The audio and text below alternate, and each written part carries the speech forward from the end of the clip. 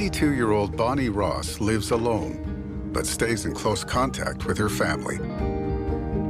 Hey, Tony. Sorry I missed you. My mom, Bonnie, was caring, wonderful person, and just loved life and people and family. She was the best. She was really good to us, you know, me and my other brothers. And she always took care of us, you know what I mean? I don't know, she just was a good person, you know, it always has been. Bonnie has called this area home for most of her life. My mom was pretty popular in Pasco. Yeah, just pretty much everywhere we go, somebody would run into her that she knew, and, oh, Bonnie, Bonnie, and she just loved talking to people and being engaged. And Bonnie loves to give back to the community. Grandma Bonnie's standing in life was to help and please everybody. She would go to nursing homes and cut hair for the ladies there and the gentlemen, you know, older people who couldn't get out. If you knew Bonnie, she loved you and you loved her.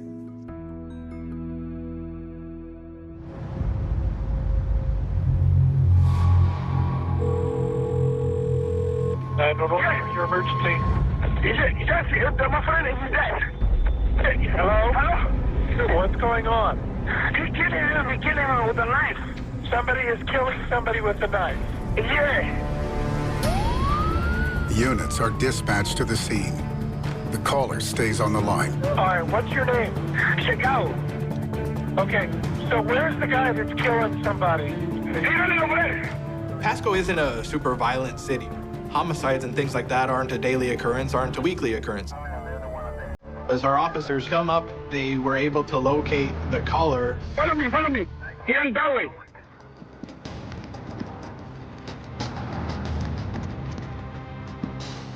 They see an African-American male that's laying on his back. He's got a wound of some kind to his stomach because there's a fair amount of blood on his chest. It's apparent to them that he's already deceased.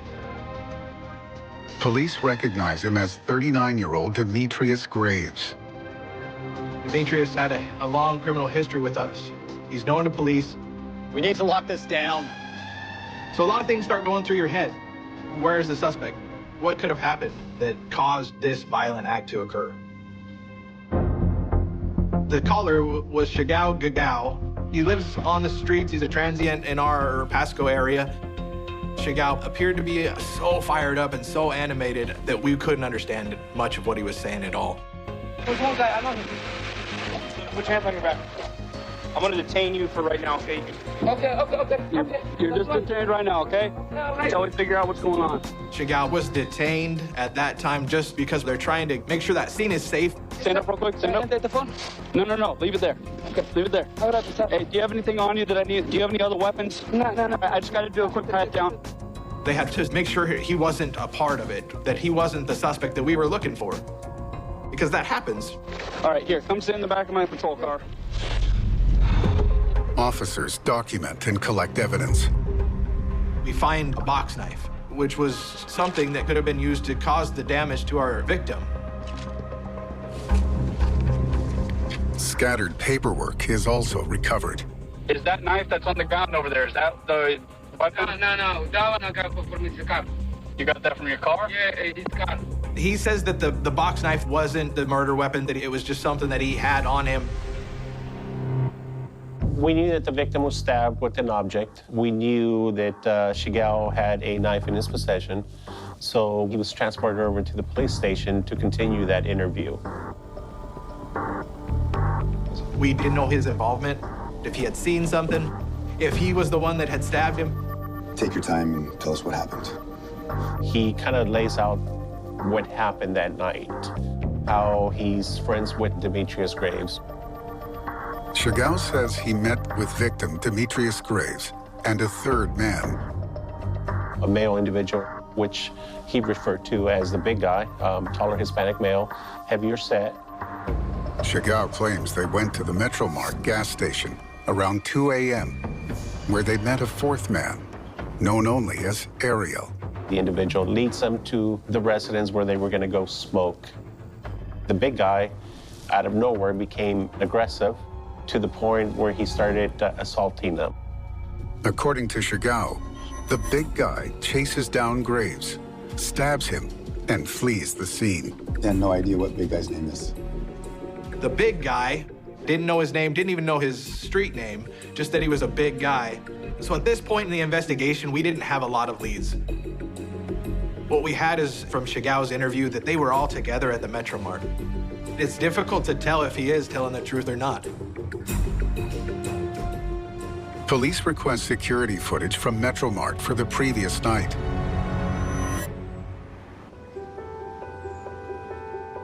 Later, that same Valentine's Day, Bonnie tries to call her son, Tony.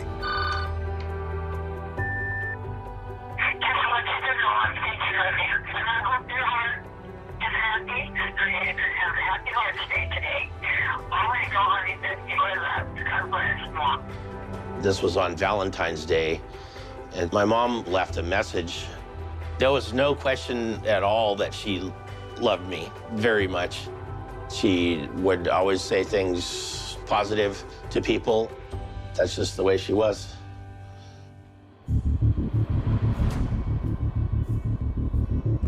Metro Mart has released the footage for police to view. Knowing that all the 4 individuals were all at the Metro Mart, we did believe that it was crucial. This is all we've got. If this doesn't pan out, we're at ground zero. Played from just before 2 a.m.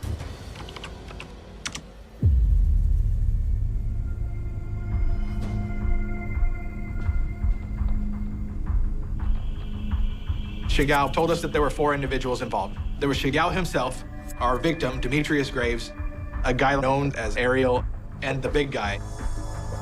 We wanted to identify those 4 people. Do we have anything covering the door?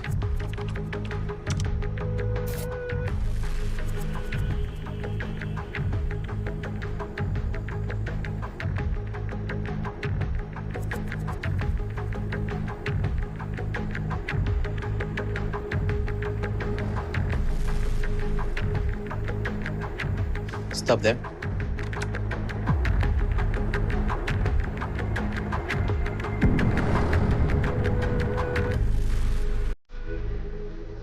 That's Chagall. Keep playing.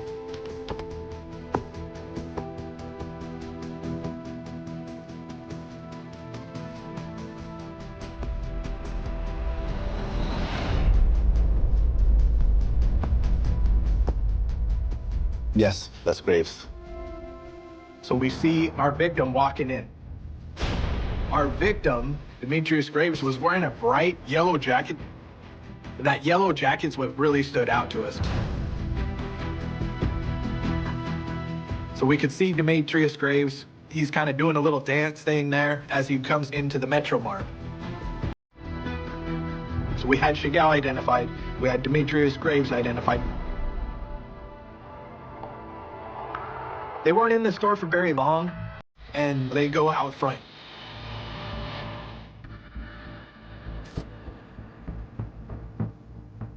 They milled about a little bit. Zoom in on the doors. We're able to see out the front doors. We start to look for the remaining individuals involved. Keep playing.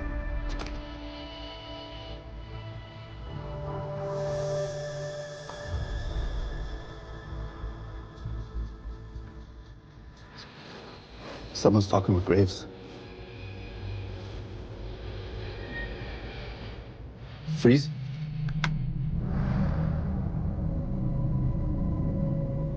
Who's this guy in the camo pants?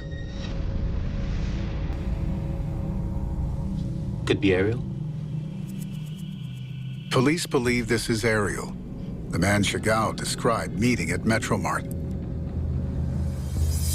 Chagall said they arrived with big guy, so where is he?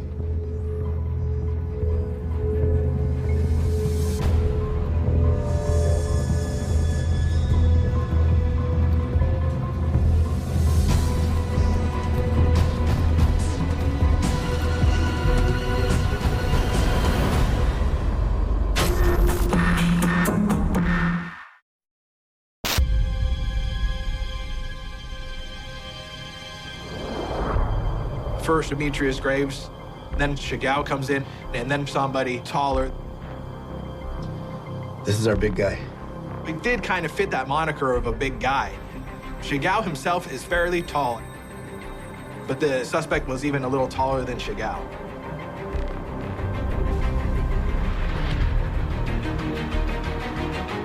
Detectives observe the group's interactions. Keep playing. They're kind of loitering around. They end up talking to two other individuals that are customers at the Metro Mart. We were trying to see if we could find motive, why this had occurred. If we could see them having an issue, having a disturbance. We didn't see anything like that.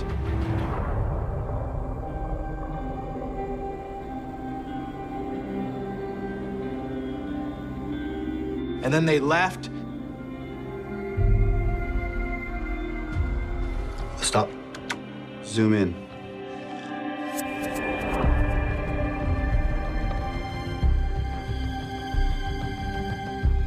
And you could see the headlights of the vehicle as they drove away in the same direction that Chagall told us that they drove.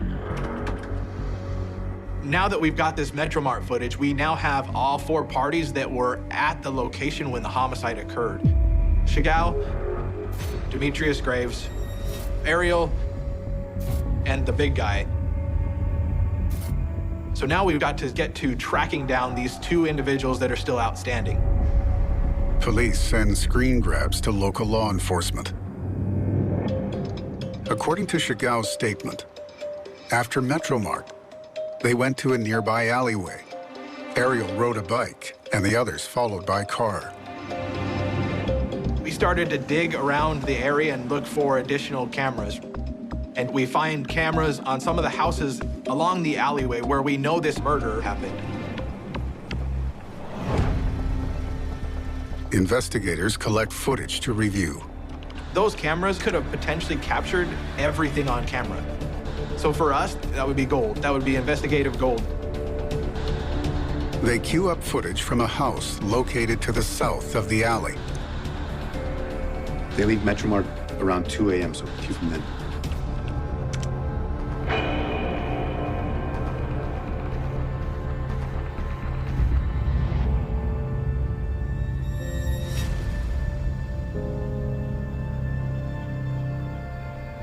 Stop. Go back. Play from here.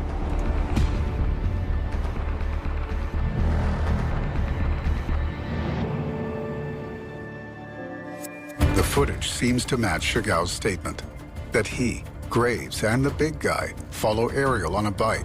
We felt that if we had what had happened on video up to the point of the actual stabbing. Detectives keep watching for 30 minutes. There's a potential that that crime that occurred is on video, but the video footage just isn't good enough to us to see exactly what's occurring. Keep playing.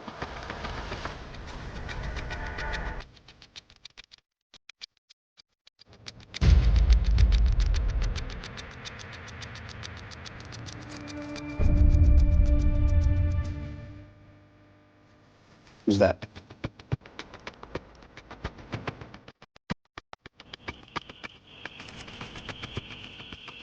We were able to see silhouettes of individuals running in the alley at the time of the homicide, but identifying the suspects from that video is beyond difficult. Have you gotten any other cameras? Detectives switch to a camera further along the alley.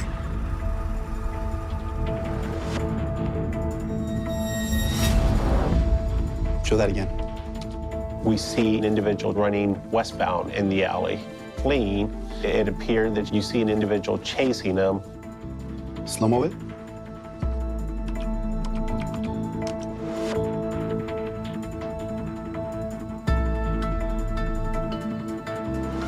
One of the individuals that's running through the alleyway has fluorescent reflections on his shoes.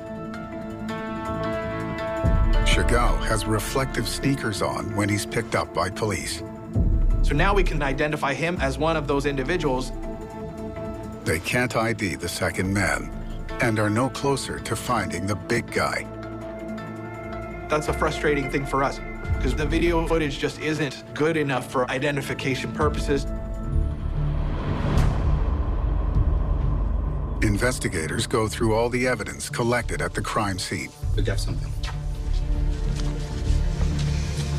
We located some paperwork in the alley just east of the location of graves. As we started to analyze that paperwork, we looked inside and found jail paperwork. The paperwork did not have Demetrius's name on it, but had another individual's name, Hector Orozco Jr. So we took the booking photo and compared it with the video footage that we acquired from the Metromart. Looks like him. So we were able to identify Orozco as the big guy. He is a dangerous individual. He's somebody that has committed violence before. We need to get this guy in custody.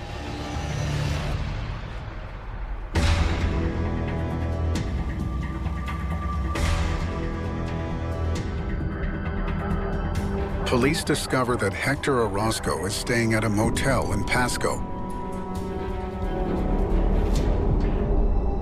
Undercover officers set up surveillance.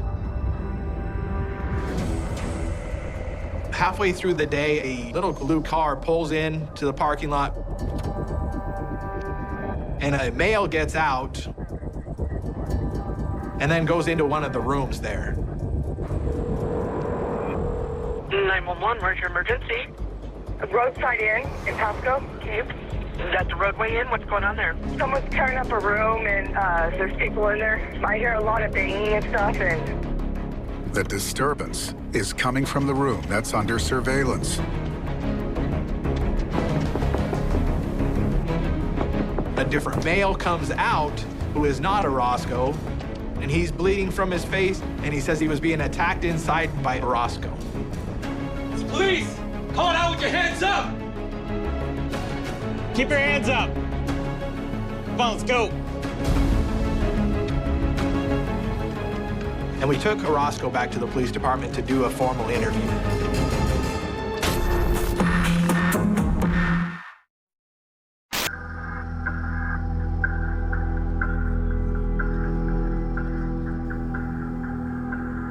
We were excited to get his side of the story, but also to see if we could get him talking and see if we could get him to confess to this crime. What's your full name, sir? Hector Orozco Jr. Orozco claims that the incident at the motel was self-defense. Detectives move on to the fatal stabbing of Demetrius Graves. The people that we talked to, they threw out several names. One of those is your name. Is he okay? Huh? Is he okay? No, that man passed away. So he passed? Yeah. That's what dog. He knew. How did he die? He was stabbed. Can you did it? No. Can you let me know? Hmm? Can you let me know? Well, your name was brought up, so that's why we're trying to... Okay, well, obviously something. Okay.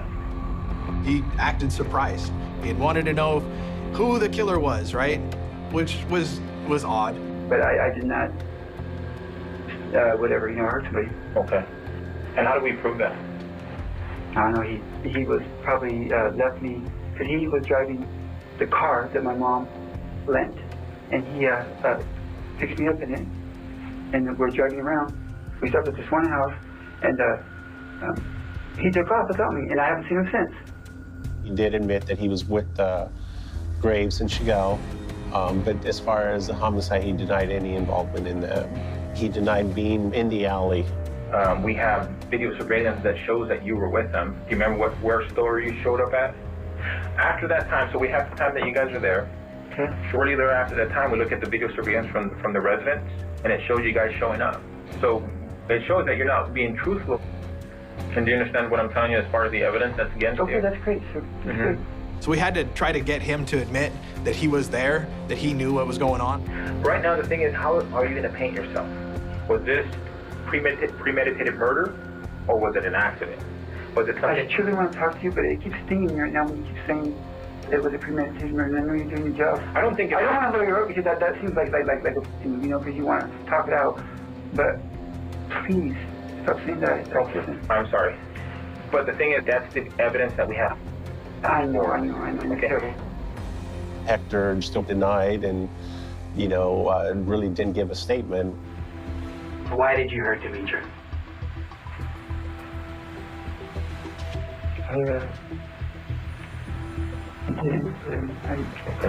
Thank you.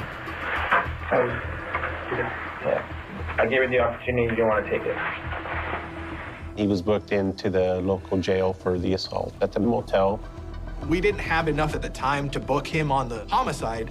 All we had was Shigao's story.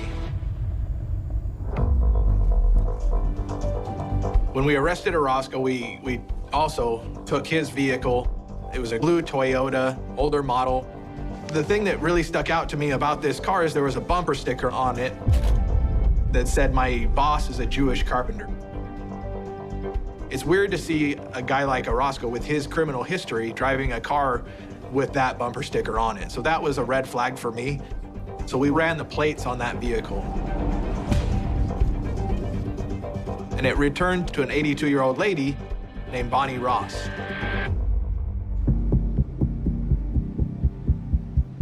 So we wanted to check up on the registered owner and see how Orozco had come into possession of this vehicle.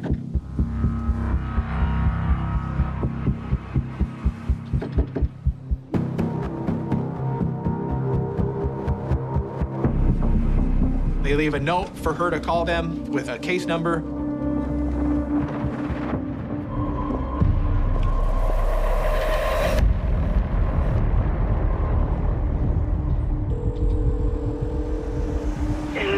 Where's your emergency? We got a 911 call from a couple people that were neighbors with an older lady, and they said that they went inside and found her deceased in the hallway of the home.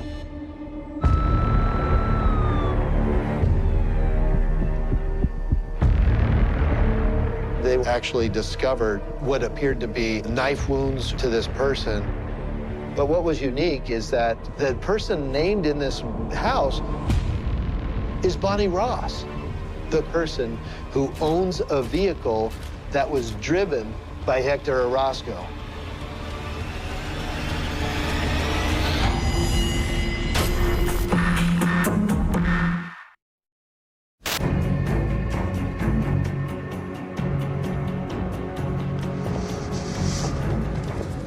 So as detectives come on scene, we start to look for forensic evidence.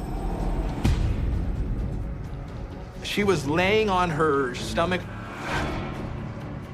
She had a tissue clutched in her hand, and there was a fair amount of blood on her face. And she had a stab wound to her upper back. It looked like this was a very violent assault. There was a sign of trauma to her neck as well, that she might have been strangled. There was a ligature recovered. There's a potential for DNA evidence to be left behind, so we send it off to the lab to be forensically examined. The kitchen was kind of a mess and looked like it had been rummaged through. Her purse had been dumped out onto the counter, so it looked like it had potentially been a robbery. We found a notepad with a grocery list on it.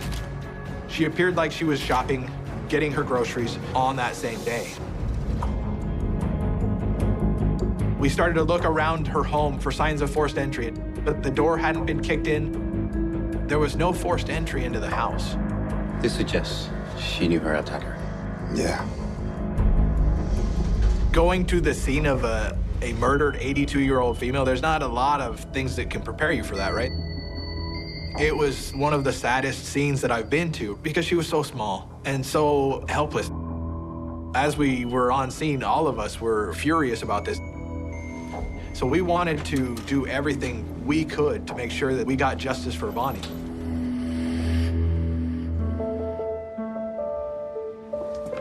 Detectives make contact with Bonnie Ross's family.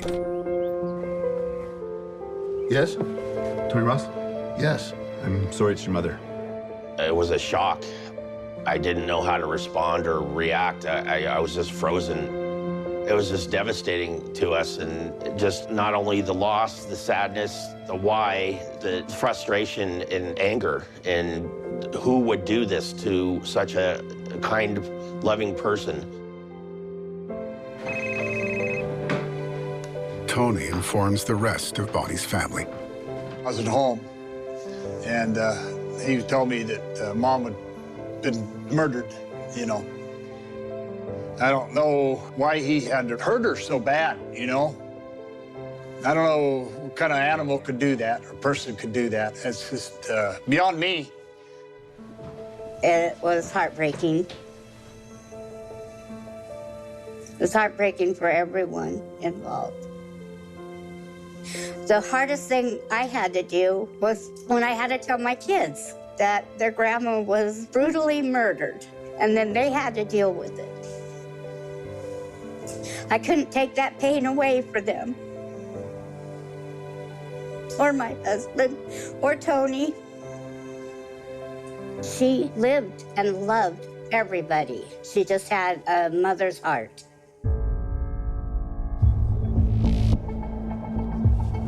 Pasco police now have 2 victims, Demetrius Graves and Bonnie Ross, found within 3 days.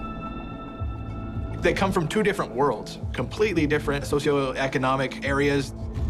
We're trying to figure out what is the connection between any of these 2 individuals, what's the connection with the suspects or a suspect. We were trying to see if it was possible that these 2 cases could be linked. But it was super confusing because we couldn't quite put all the pieces together. Detectives develop a lead on one of the potential suspects in the Graves case, the man known as Ariel. Sharing a snapshot of the individual, the Hispanic male, we learned that possible name for him would be Ariel Contreras. We knew that we needed to locate Ariel. Ariel had a warrant for his arrest. We were looking for him in every nook and cranny, trying to find him. We ended up finding him several towns away at his mom's residence. So we were able to arrest him on the arrest warrant, at which point we brought him back to the police station.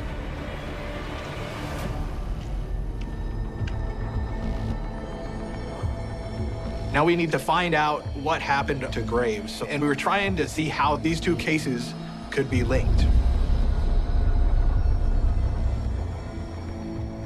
All we want to do is get your side of the story of what happened that night. Okay. That night, I was on my bike. I went to Chevron. And that's where I bumped into Mo, that dude, and that other dude. Mo is the street name of victim Demetrius Graves. Ariel admitted that he was the guy on the bicycle, that he had led them around the corner there from the Metro Mart, that Chagall, Graves, and the big guy had all followed him in the car while he rode his bicycle over to the alleyway where Graves was ultimately murdered. I heard a commotion outside, like yelling, like, oh, I got you, bro. I heard footsteps, a couple of footsteps. So I told him there's 2 guys running. In the dark alley, Ariel hears the attack. I don't know what the hell he was doing, but that's what I heard. Like, just like,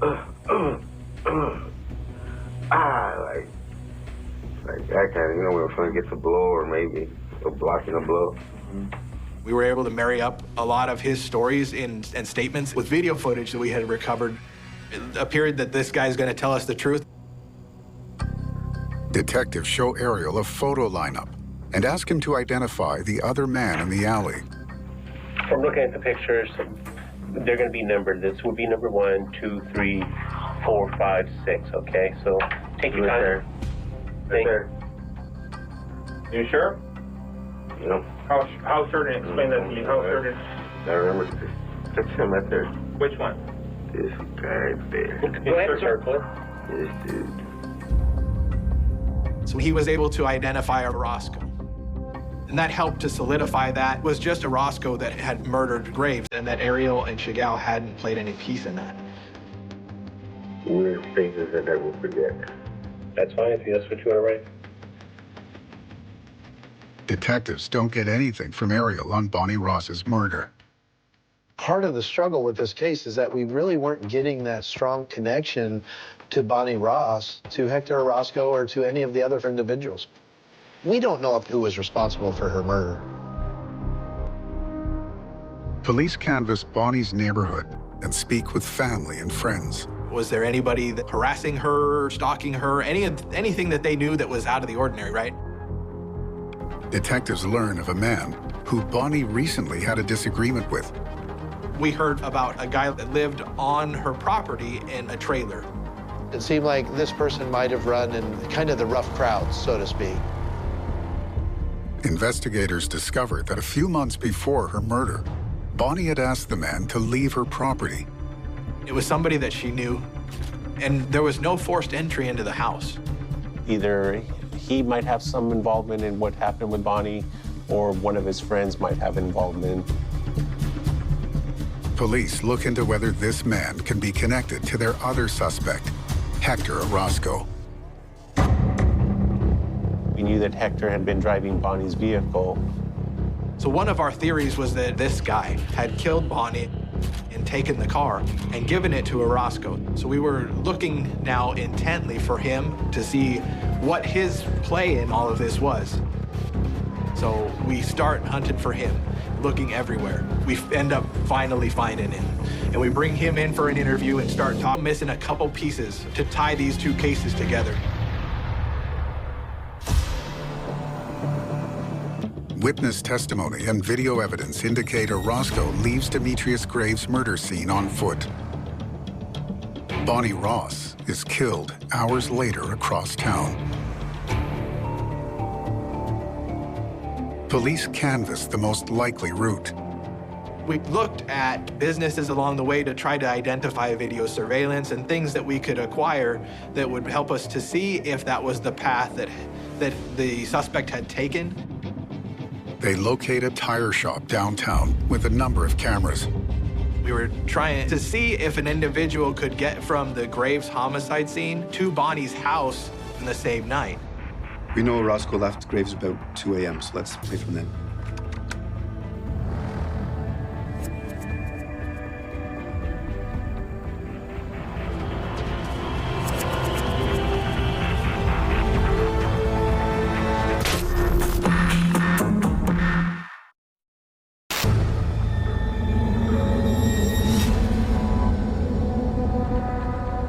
What's that?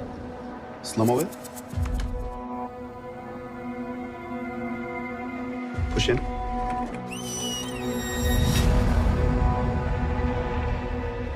Looks like him, but no hoodie. In the footage from earlier that night, Orozco wears a hoodie. It is hovering around freezing, and he is stripped down to basically a t-shirt. So clearly there is something that has caused him to want to change either his clothing or appearance. Possibly that item had a lot of evidence on it, and he got rid of it. Have you gotten any other cameras?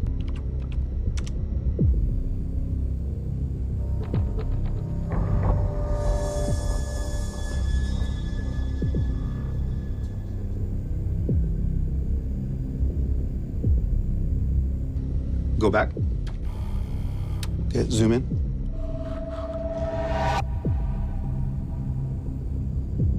Yes, that's him. In that video, you see Hector. It was extremely odd to see how relaxed he was, how calmly he was walking away from the location where Graves was killed. What is key about this particular moment is that Hector Orozco turns and he heads generally down to the west, which would certainly be a direction that would lead to where Bonnie Ross resides.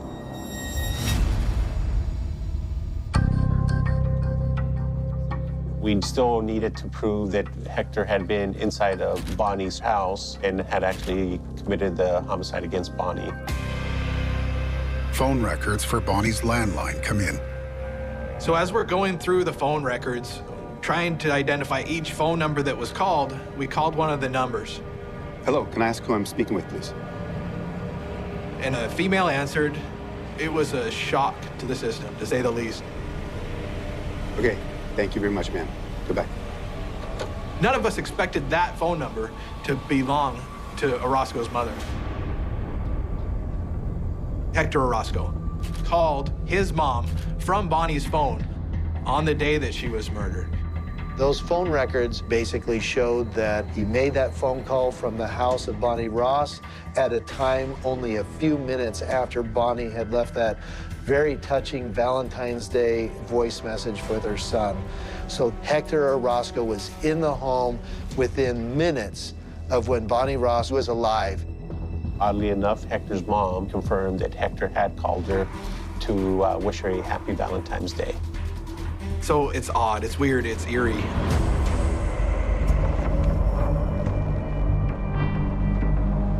DNA results from the Bonnie Ross murder come in.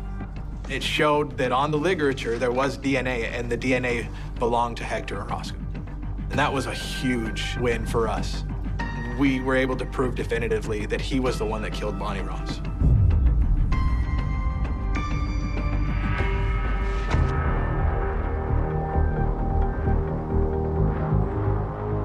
Hector Orozco is charged with the second-degree murder of Demetrius Graves and the first-degree murder of Bonnie Ross. He is convicted and sentenced to 50 years in prison. For the motel attack, Orozco is convicted and sentenced to a further 7 years. Both murders were brutal murders. As such, he needed to go to prison, and he's where he belongs. The video played a huge part, and especially in the court case, right? So we were able to show the jury a very good video sequence of events that helped them visualize what happened. The night before Valentine's Day, the group, including Demetrius Graves and Hector Orozco, meet at the gas station. They travel to a nearby alleyway. Over a disagreement, Orozco pulls a knife. Chagall describes Hector going crazy, upset at Demetrius Graves, eventually chasing him down the alley, committing a violent assault upon him with an edged weapon, and left him there to die. Orozco walks across town. Later, Bonnie Ross is returning from the market, and Orozco spots an easy target. That was a crime of opportunity for Hector, seeing Bonnie out front of her house, taking her inside, assaulting her, actually stabbing her in the back inside her home. Orozco leaves, taking cash and Bonnie's car. This case was tragic on many levels. When I think about what he did to her, he's worse than a monster. And she didn't deserve that. It was a tremendous loss. I couldn't have asked for a better mother-in-law. She wasn't a mother-in-law, she was a mother. I loved her. I wish I had told her how special she is to me. I know she's watching from up above. Mom, I love you. I miss you. I'm so sorry to what happened to you. And I hope you're in a better place. I really miss you.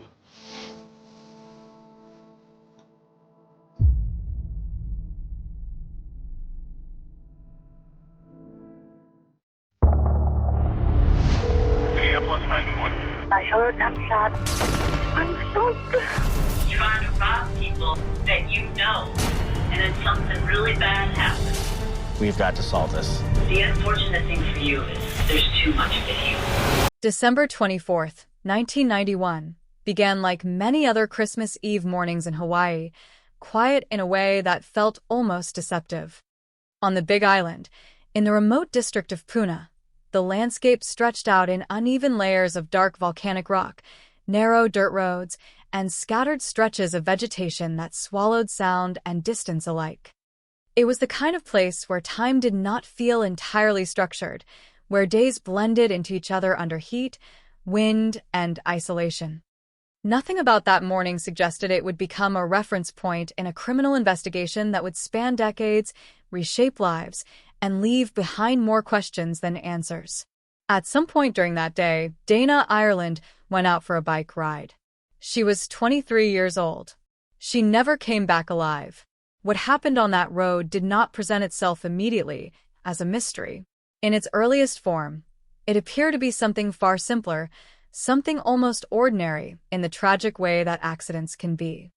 A rural road, a vulnerable cyclist, and a vehicle moving through an area where visibility and isolation often leave little room for witnesses or immediate explanation. But what investigators would eventually uncover was not a straightforward collision story.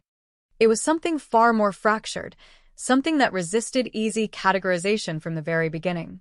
The first known moment of disruption came when Dana was struck by a vehicle with significant force while riding alone. The impact was not minor, not a grazing contact or a near miss. It was strong enough to end her movement entirely and initiate a chain of events that would soon move beyond the boundaries of a simple traffic accident.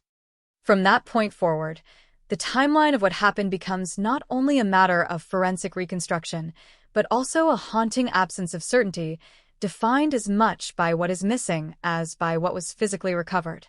What is known is that the initial crash site did not remain the final scene. Instead, Dana was removed from that location. She was taken elsewhere. The second location, separated from the road where the collision occurred, became the place where the case shifted from ambiguity into something far more severe. It was there that she was subjected to a violent sexual assault, followed by further physical attack. The sequence of events did not suggest panic alone, nor a brief moment of uncontrolled violence. It indicated sustained harm, carried out after she had already been incapacitated and moved away from any possibility of immediate discovery. By the time she was left behind, the injuries she had sustained were catastrophic. When her body was eventually discovered, the condition confirmed what the earlier evidence had already begun to imply. The case was not simply about a hit and run. It was classified as a homicide involving extreme violence and sexual assault, with injuries concentrated in ways that indicated repeated trauma to the head and body. The scene did not offer closure. Instead, it deepened the uncertainty, forcing investigators to reconstruct a sequence of events that had already dissolved into fragmented physical traces. But before the investigation fully took shape, before suspect names or courtroom proceedings entered the picture, there was Dana herself and the life she was living in Hawaii at the time. She was 23 years old, described by those who knew her as friendly and active, someone who moved through the world with physical energy and a connection to sport and outdoor activity. In Hawaii, where the environment often shapes daily routines, cycling was not unusual, particularly in less urbanized areas where roads stretched through natural terrain rather than dense infrastructure. Dana's presence in such a setting was not out of place. It was, in fact, consistent with the rhythms of life on the Big Island, where distance and landscape often define how people move through space. On December 24th, she set out for a bike ride in Puna, a district known for its isolation. The roads there were not structured like city streets. They were uneven, often unpaved, and cut through areas where human presence was sparse. Houses and settlements existed, but they were separated by long stretches of open land and volcanic terrain. It was a place where visibility could shift quickly, where a rider might disappear from view simply by following the natural curves of the road. She was not alone at the start of the activity, according to what is known, as she had been biking with friends earlier in the outing. At some point, however, she became separated and continued on her own. That separation would become the final known transition in her movements while alive. After that moment, the record becomes silent. There are no further confirmed sightings of her continuing the ride. No confirmed communication. No return to her starting point. Only the road, the environment, and the sequence of events that would later be pieced together through physical evidence and investigative work. When authorities first began examining what had happened, they were faced with a scene that suggested collision, but not clarity. The physical remnants at the initial site included fragments of a vehicle's front bumper, traces of red paint, and small pieces of fabric and hair. These elements indicated contact between a human body and a vehicle, but they did not immediately answer the most important question: which vehicle, and under what exact circumstances? The terrain itself made that question more difficult. Puna's road network did not offer the advantages of urban investigation. There were no surveillance cameras positioned along the route. There were no consistent eyewitness accounts from populated areas. The environment did not preserve human activity in the way city streets might.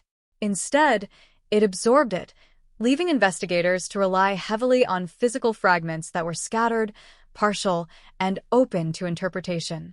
At this stage of the case, before suspects were identified and before the legal system became involved in full force, the story of Dana Ireland existed primarily as a reconstruction effort. Investigators were not yet dealing with courtroom arguments or competing legal narratives. They were dealing with absence. Absence of witnesses. Absence of clear timelines. Absence of definitive identification of the vehicle involved. What remained were fragments. A broken piece of a car. A trace of paint. Biological material that suggested violence, but did not yet point to a perpetrator.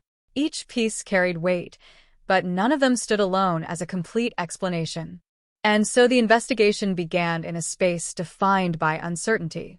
As days passed and the initial shock of the discovery settled into procedural urgency, attention turned toward understanding who had been in the area, who might have seen something, and who might have been connected to the fragments left behind.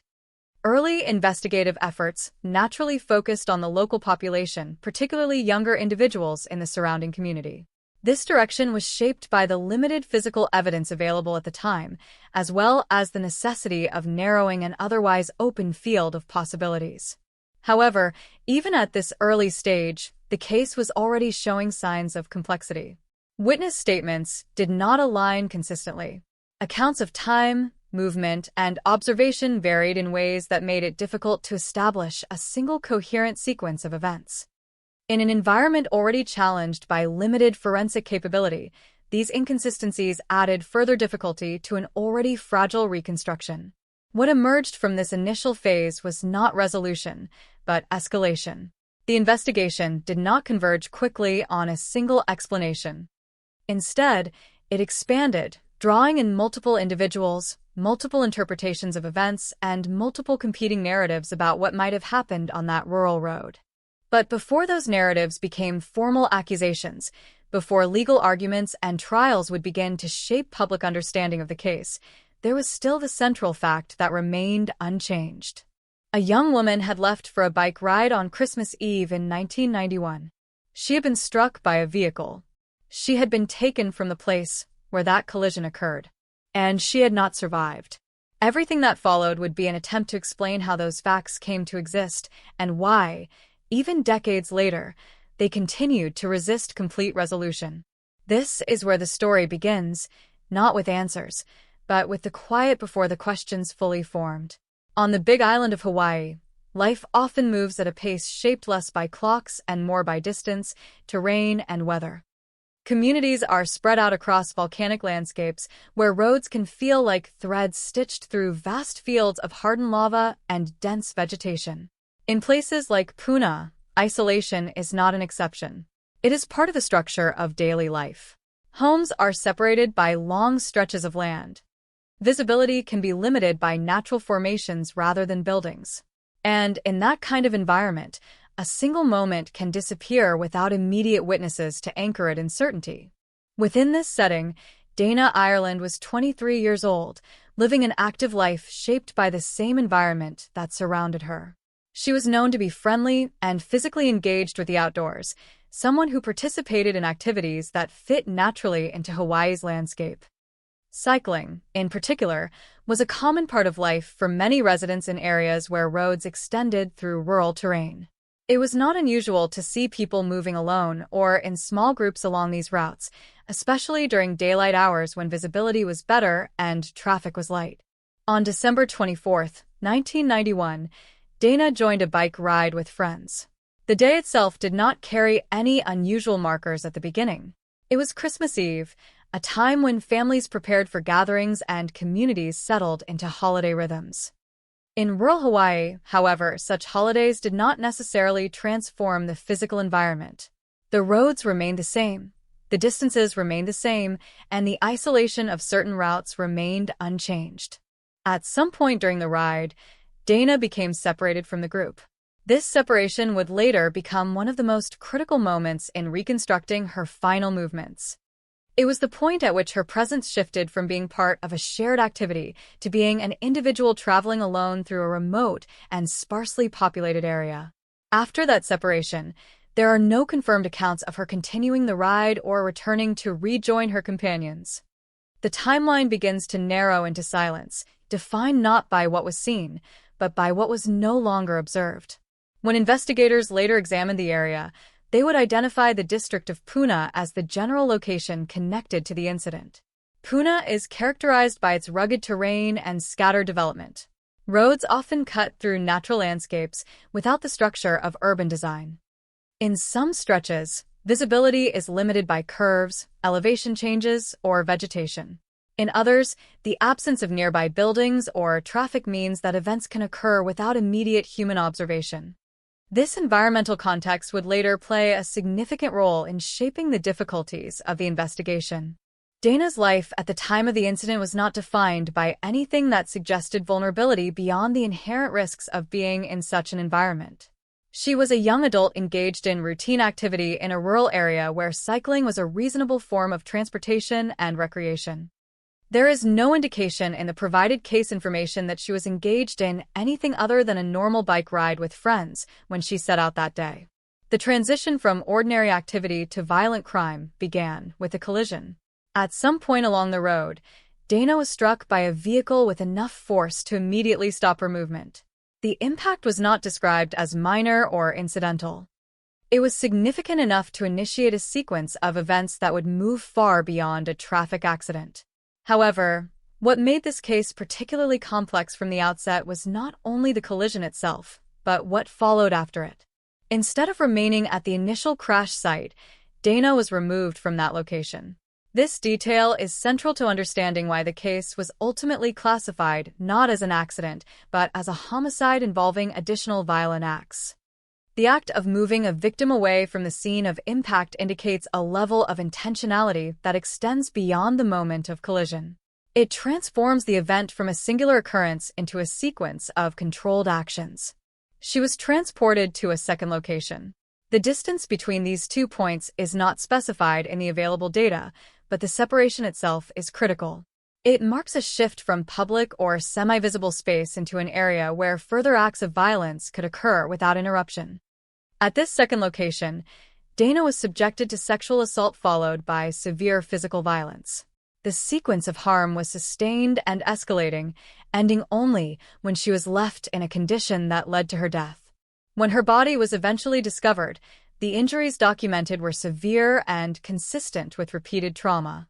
The condition of the body confirmed the nature of the violence that had taken place after the initial collision. The classification of the case as a homicide involving sexual assault and extreme physical violence was based on these findings. There was no ambiguity at this stage regarding the severity of what had occurred, even though the identity of the perpetrator remained unresolved. Before the case reached that level of forensic interpretation, however, investigators were confronted with the initial physical scene of the collision. At that location, several pieces of evidence were recovered. Among them were fragments of a vehicle's front bumper, traces of red paint, and small biological materials including fabric and hair. These items suggested a direct interaction between a vehicle and a human body, but they did not immediately provide a clear identification of the vehicle involved. The presence of red paint indicated contact with a vehicle of that color or one that had red-painted components. The bumper fragments suggested that the vehicle sustained damage during the collision. However, without a matching vehicle or additional identifying markers, these pieces remained partial indicators rather than conclusive evidence. Each fragment contributed to the overall picture, but none of them completed it. The environmental conditions of Pune further complicated the investigative process. The district's geography meant that events occurring on its roads were less likely to be observed and more likely to leave behind fragmented evidence rather than continuous records. Unlike urban environments, there were no surveillance systems to capture movement along the route. There were also limited opportunities for immediate witness confirmation due to the sparse population density. As investigators began to process the early stages of the case, they were required to work within these limitations. The initial focus was necessarily broad, shaped by the need to understand not only what had happened, but who might have been present in the area at the relevant time. Early investigative efforts examined individuals from the surrounding community, particularly those who might have had access to vehicles matching the type of damage observed at the scene. However, the information available at this stage was not stable. Witness statements varied, sometimes in small but significant ways. Details about timing, movement, and observation did not always align consistently across accounts. In an investigation that depended heavily on reconstructing a timeline from limited physical evidence, these inconsistencies introduced additional uncertainty. At this point in the case, the narrative of what happened to Dana Ireland was still being formed. It existed as a set of physical traces and fragmented human recollections, none of which yet formed a fully reliable sequence. Investigators were tasked with connecting these fragments into a coherent explanation, but the environment, the limitations of forensic science at the time, and the lack of direct observation made that task extremely difficult. What was already clear, however, was that the case involved more than a single moment of impact. The removal of Dana from the initial crash site and the subsequent violence at a second location fundamentally altered the nature of the investigation. It required law enforcement to consider not only the mechanics of a collision but also the intentional actions that followed it. As the investigation progressed beyond its earliest phase, attention would eventually narrow towards specific individuals and specific theories. But in the context of this early period, what defined the case was not resolution.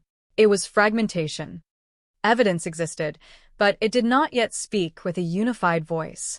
The road where Dana was last seen remained physically unchanged, but what happened on it had already become a complex and incomplete story waiting to be assembled.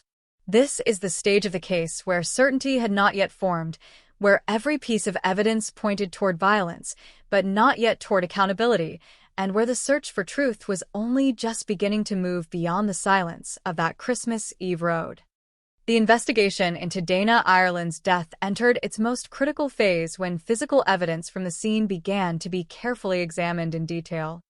At the initial crash site, investigators documented a scattered collection of material that suggested a violent and abrupt interaction between a human body and a moving vehicle.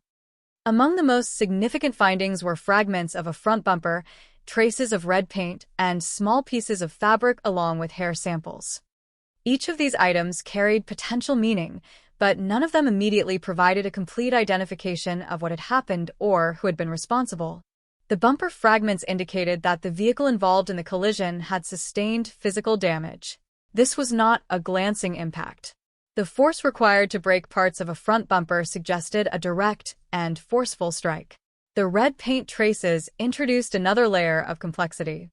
They implied that either the vehicle itself was red or that red-painted components were involved in the collision. However, without a matching vehicle recovered or a clear database link at the time, this clue remained open-ended. The fabric and hair samples added biological context to the scene, confirming that a human body had been present at the point of impact. Yet even these elements, while important, did not immediately connect to a suspect or a specific sequence of actions beyond the collision itself. What made the investigation particularly challenging at this stage was not the absence of evidence, but the fragmentation of it. Each piece existed independently, and the task facing investigators was to assemble them into a coherent narrative. However, the narrative quickly became more complicated when it was established that the crash site was not the final location where Dana Ireland had been found. The discovery that she had been moved from the initial scene fundamentally changed the nature of the investigation. It was no longer a case that could be explained by a single accident followed by immediate discovery. Instead, it became a multi-stage crime involving transportation, additional violence, and deliberate concealment of events. The geography of Pune played a central role in shaping the investigative difficulties. The area's rural structure meant that roads were not heavily monitored, and movement through the district could occur without consistent observation. The lack of surveillance infrastructure, combined with the natural isolation of the terrain, meant that investigators could not rely on external visual records to reconstruct the timeline. Instead, they had to depend entirely on physical evidence and human testimony, both of which presented limitations. As the early forensic work continued, investigators began to broaden their focus beyond the immediate crash site. Attention turned to understanding who had been in the area at the relevant time and what vehicles might match the damage observed. Because the bumper fragments did not correspond immediately to any identified vehicle, the investigation required a wider net, drawing in individuals from the surrounding community and examining potential matches based on indirect information. In the early stages of this process, law enforcement explored multiple leads. These leads were shaped by witness statements, some of which were inconsistent or incomplete. In rural environments like Pune, where people may not have precise recollections of time or movement, especially during holiday periods, such inconsistencies are not unusual. However, in a case that depended heavily on reconstructing a narrow time frame, even small discrepancies became significant. As the investigation progressed, attention gradually narrowed towards specific individuals within the local population. Among those identified were three men: Albert Ian Schweitzer, Kaipo Kauhi, and Sean Schweitzer. Their emergence as suspects was based on a combination of indirect witness statements and associations with vehicles and timelines that investigators believed might align with the evidence at the scene. It is important to note that at this stage, the evidence linking these individuals to the crime was not direct. There was no confirmed DNA match at the time of their initial identification, and no definitive forensic conclusion placing them at the scene. Instead, the case against them was built through a combination of circumstantial elements and testimonial accounts that investigators believed warranted further examination. The investigative focus on these individuals marked a shift from broad inquiry to targeted suspicion. Once identified, they became central figures in the developing narrative of the case. Their movements, associations, and statements were examined in detail as law enforcement attempted to reconstruct a timeline that could account for both the initial collision and the subsequent relocation of Dana, Ireland. However, as this phase of the investigation unfolded, challenges began to emerge. One of the most significant issues was the inconsistency of witness testimony. Different accounts of events did not always align, particularly regarding timing and the presence of vehicles in the area. In some cases, details changed over time or differed depending on the source of the statement. These inconsistencies made it difficult to establish a single, stable sequence of events. Another challenge was the limitation of forensic technology at the time. The early 1990s represented a period when DNA analysis was still developing and not yet capable of providing the level of precision that would later become standard in criminal investigations. As a result, investigators had to rely more heavily on physical evidence, such as vehicle fragments, paint traces, and biological materials, as well as testimonial evidence that was inherently more variable. Despite these limitations, the investigation continued to move forward, gradually building a case that would eventually lead to formal charges. The transition from investigation to prosecution did not occur immediately, but over time, the accumulation of circumstantial evidence and witness statements led authorities to present the case in court. When the case reached trial in the late 1990s, the three identified suspects were formally charged in connection with Dana, Ireland's death.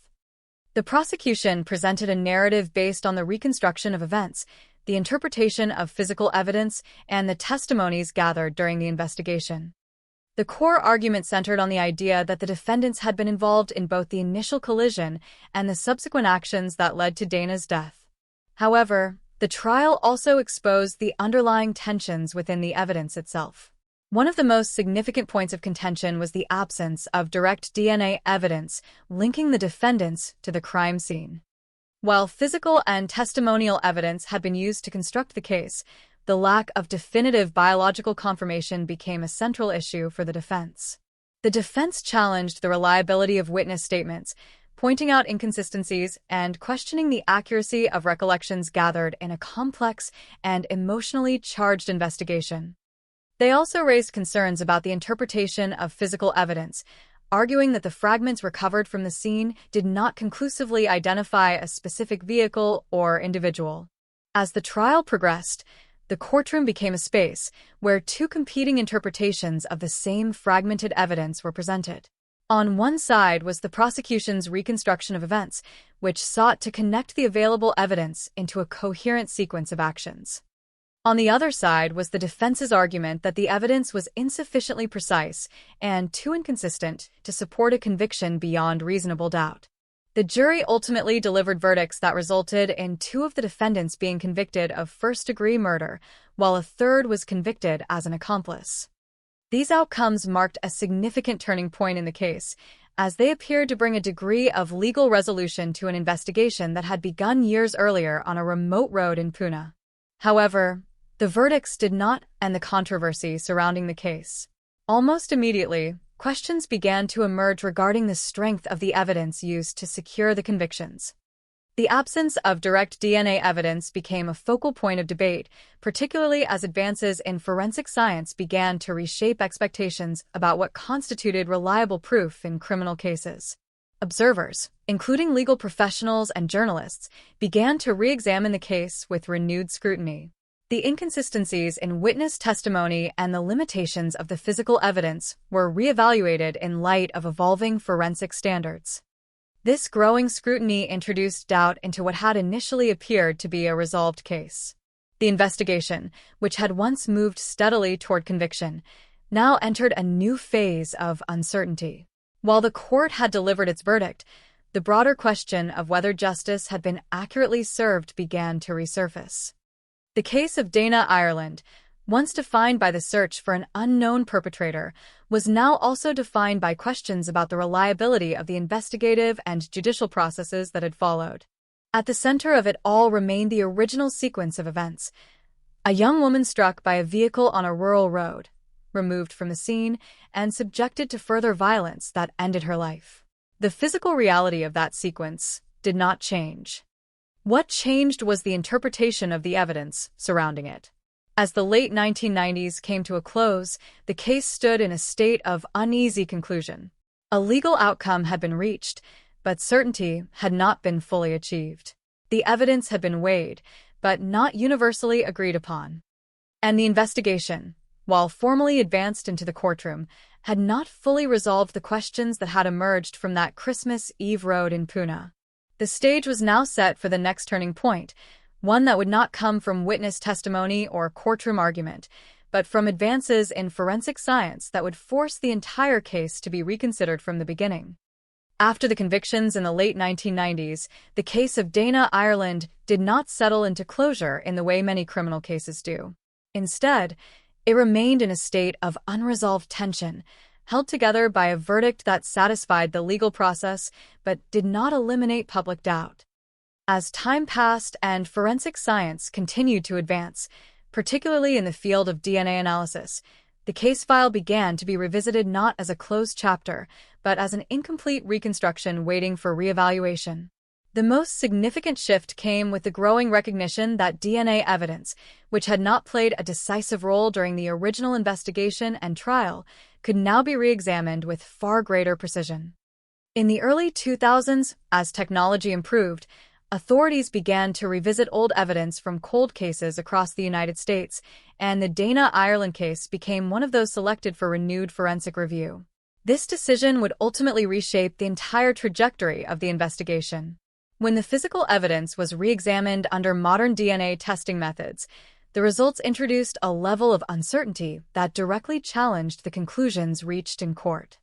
Biological material recovered from the victim, which had previously been considered insufficient or inconclusive, was now capable of producing more detailed genetic profiles. These profiles did not align with the individuals who had been convicted in the original trial. This discrepancy created a fundamental contradiction between the forensic evidence and the judicial outcome. The implication of this finding was significant. It suggested that the original convictions may not have been supported by direct biological evidence connecting the defendants to the crime scene. Instead, it raised the possibility that the individuals responsible for the physical and sexual violence against Dana Ireland had not been correctly identified during the initial investigation. This did not immediately resolve the question of who was responsible, but it destabilized the certainty of the earlier conclusions.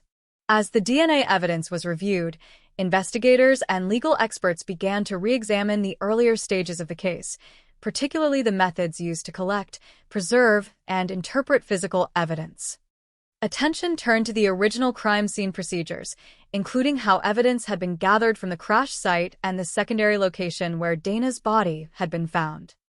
In complex forensic investigations, the integrity of evidence handling is critical, and any inconsistencies or gaps in procedure can significantly affect later interpretations.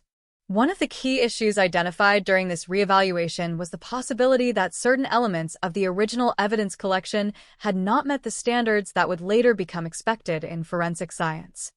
While these practices were not uncommon for the time period in which the investigation began, they became increasingly significant when viewed through the lens of modern DNA analysis. The reinterpretation of earlier forensic work introduced a new layer of uncertainty into the case.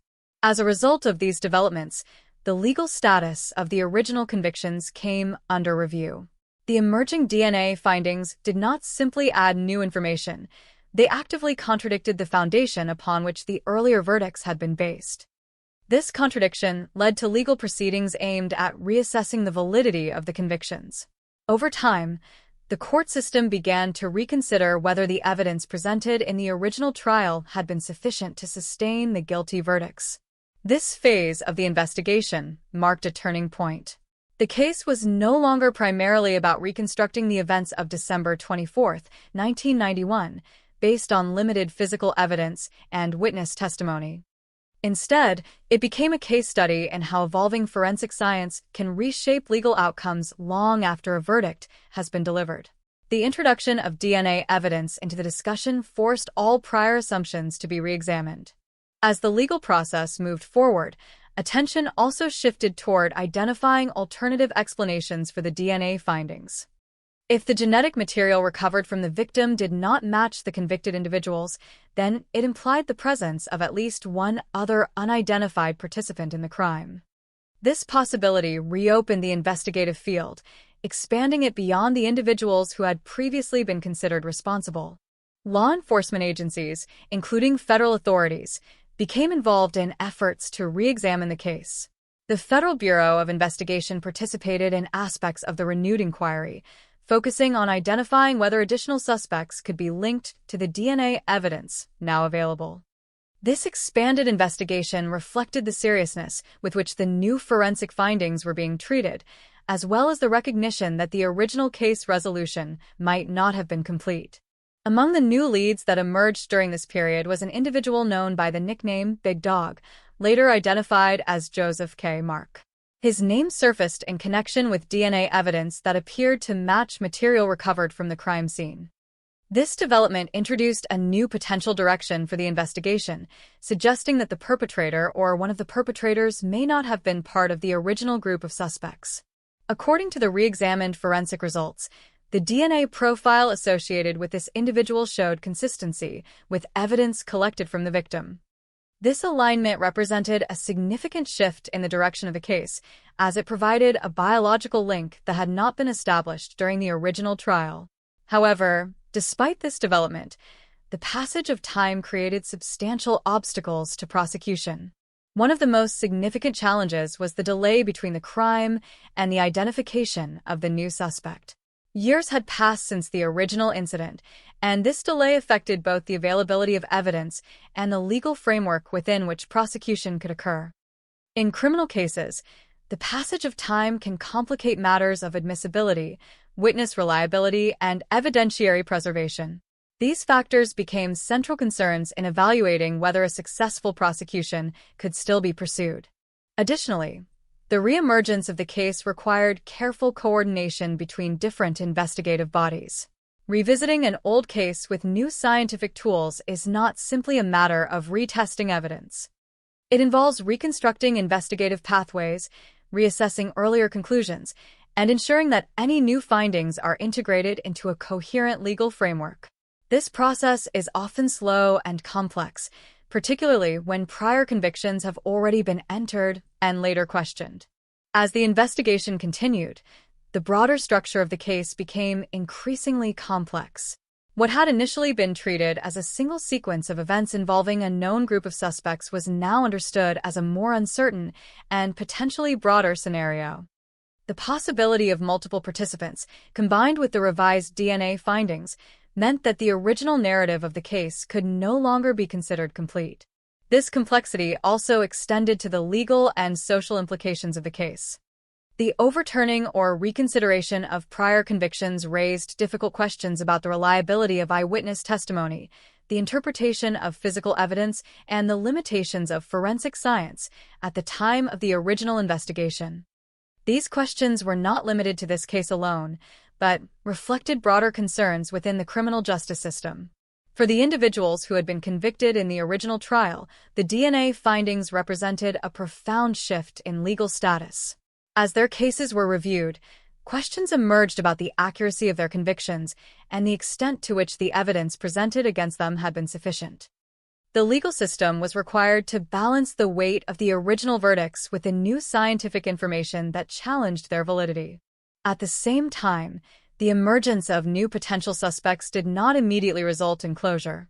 While DNA evidence can strongly suggest involvement, the process of translating forensic findings into a completed legal case requires additional corroboration, procedural steps, and time.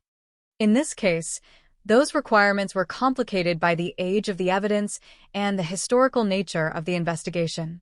By the time the case reached this stage of renewed scrutiny, it had transformed from a local criminal investigation into a broader reflection on the evolution of forensic science and its impact on justice.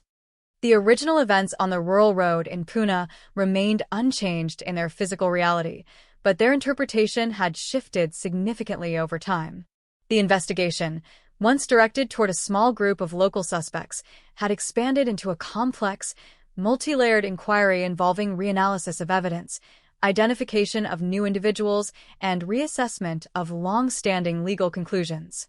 What remained constant throughout this process was the central fact that a young woman had been violently killed, and that the full truth of how and by whom this occurred was still being pieced together decades later.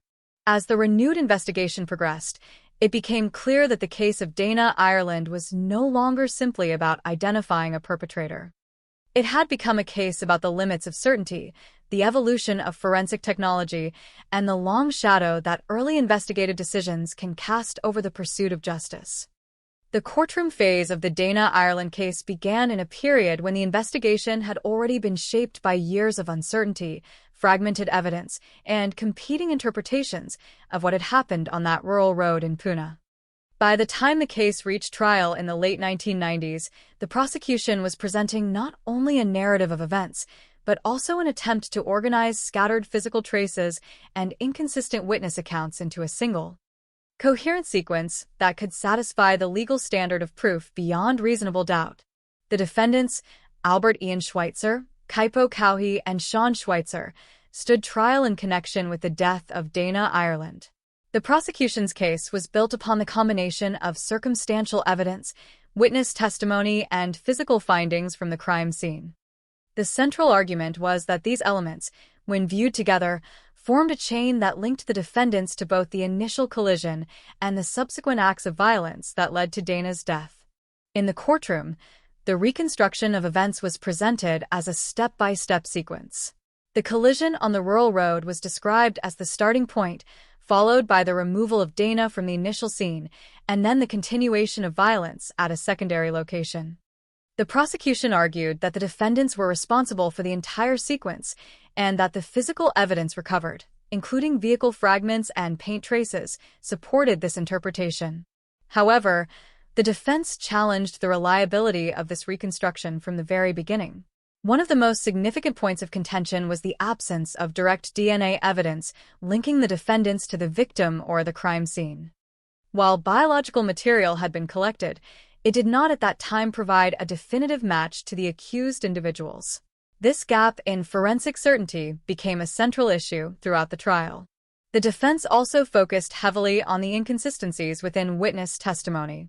In a case that relied significantly on recollections of events in a rural and sparsely populated area, even minor variations in accounts became highly relevant. Some witnesses described timelines that did not fully align with the prosecution's sequence of events.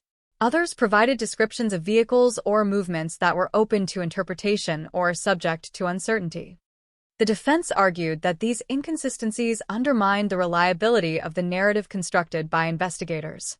Physical evidence was also a major point of dispute. The fragments of a vehicle bumper and traces of red paint found at the initial crash site were presented by the prosecution as indicators of a specific vehicle involved in the collision. However, the defense questioned whether these fragments could be conclusively tied to the defendant's vehicles or whether they simply indicated that a collision had occurred without identifying who was responsible. In the absence of a clear forensic match, the interpretation of these fragments became a matter of argument rather than certainty. As the trial progressed, the courtroom became a space where two fundamentally different interpretations of the same evidence were presented. The prosecution emphasized the cumulative weight of circumstantial evidence, arguing that while no single piece of evidence might be definitive on its own, together they formed a consistent and compelling picture. The defense, on the other hand, emphasized the gaps, inconsistencies, and lack of direct forensic linkage, arguing that these weaknesses created reasonable doubt that could not be ignored. The jury was required to evaluate these competing narratives within the framework of criminal law, where the standard is not absolute certainty, but proof beyond a reasonable doubt. This standard requires that the evidence be strong enough to leave no reasonable alternative explanation for the defendant's involvement. In cases built heavily on circumstantial evidence, this evaluation becomes particularly complex, as it requires weighing the collective strength of indirect indicators against the absence of direct confirmation. During the proceedings, attention also returned repeatedly to the sequence of events that began with the collision. The prosecution maintained that the defendants had been present in the area at the relevant time and that their involvement in the crash and subsequent actions could be inferred from the available evidence. The defense countered that presence alone, even if established, did not equate to participation in the violent acts that followed. The courtroom atmosphere reflected the gravity of the charges, as well as the emotional weight carried by a case involving the death of a young woman under violent circumstances. However, the legal arguments remained focused on the structure of evidence rather than emotional impact. The jury was tasked with separating narrative plausibility from evidentiary certainty, a distinction that is often central in complex criminal trials. After the presentation of evidence and arguments from both sides, the jury reached its verdict. Two of the defendants were found guilty of first-degree murder, while the third was convicted as an accomplice. These outcomes represented a formal conclusion to the trial phase of the case, establishing legal responsibility under the standards of the court at that time. The verdicts were based on the jury's acceptance of the prosecution's interpretation of the circumstantial evidence as sufficient to meet the threshold of proof beyond reasonable doubt. In reaching this conclusion, the jury determined that the combination of witness testimony, physical evidence, and reconstructed timelines collectively supported the prosecution's narrative of events. However, the conclusion of the trial did not eliminate scrutiny of the case. In the aftermath of the verdicts, questions began to emerge regarding the strength and reliability of the evidence that had been used to secure the convictions. One of the most significant points of concern was the absence of direct DNA evidence linking the convicted individuals to the crime scene or the victim. As forensic science continued to advance in the years following the trial, this absence became more significant in public and legal discussions. DNA analysis was increasingly recognized as a powerful tool for confirming or excluding suspects in criminal investigations. The fact that such evidence had not played a decisive role in the original trial led to renewed examination of whether the convictions had been fully supported by the available scientific data. Legal observers and journalists began to revisit the case, analyzing the trial transcripts, evidence logs, and witness statements. This re-examination highlighted areas where the evidence had been open to interpretation and where alternative explanations might exist. In particular, the inconsistencies in witness testimony and the limitations of the physical evidence were reassessed in light of evolving forensic standards. As these discussions developed, the case began to shift from a concluded legal matter into a subject of ongoing debate. While the court had rendered its verdict, the broader question of factual certainty remained unresolved in the eyes of some observers. This distinction between legal resolution and factual certainty became increasingly central to the way the case was understood. The convicted individuals and their legal representatives continued to challenge the verdicts, raising concerns about the adequacy of the evidence and the reliability of the investigative process. These challenges were not limited to procedural arguments, but extended to the fundamental question of whether the evidence presented at trial could reasonably support the conclusions that had been reached. At the same time, the victim's family and members of the prosecution maintained that the verdicts represented a just outcome based on the evidence available at the time. From this perspective, the jury had carefully evaluated the information presented and reached a decision consistent with the legal standards required in criminal proceedings. This division of interpretation underscored one of the central tensions in the case: the difference between how evidence is understood in a courtroom setting and how it may later be reinterpreted as scientific methods evolve. The Dana Ireland case became an example of how legal outcomes can be influenced by the technological and methodological limitations of the time in which they occur. As the trial phase receded into the background, the case did not settle into quiet resolution. Instead, it remained active in legal and investigative discourse, particularly as new forensic developments emerged. The convictions, while formally valid within the judicial system at the time, became part of an ongoing conversation about accuracy, reliability, and the evolution of criminal justice practices. The courtroom had provided an answer, but it had not silenced the questions. Those questions would soon return with greater force as DNA evidence re-entered the case and challenged the very foundation upon which the verdicts had been built. In the years following the convictions in the Dana Ireland case, the investigation did not fade into history as many criminal cases do after a verdict is reached.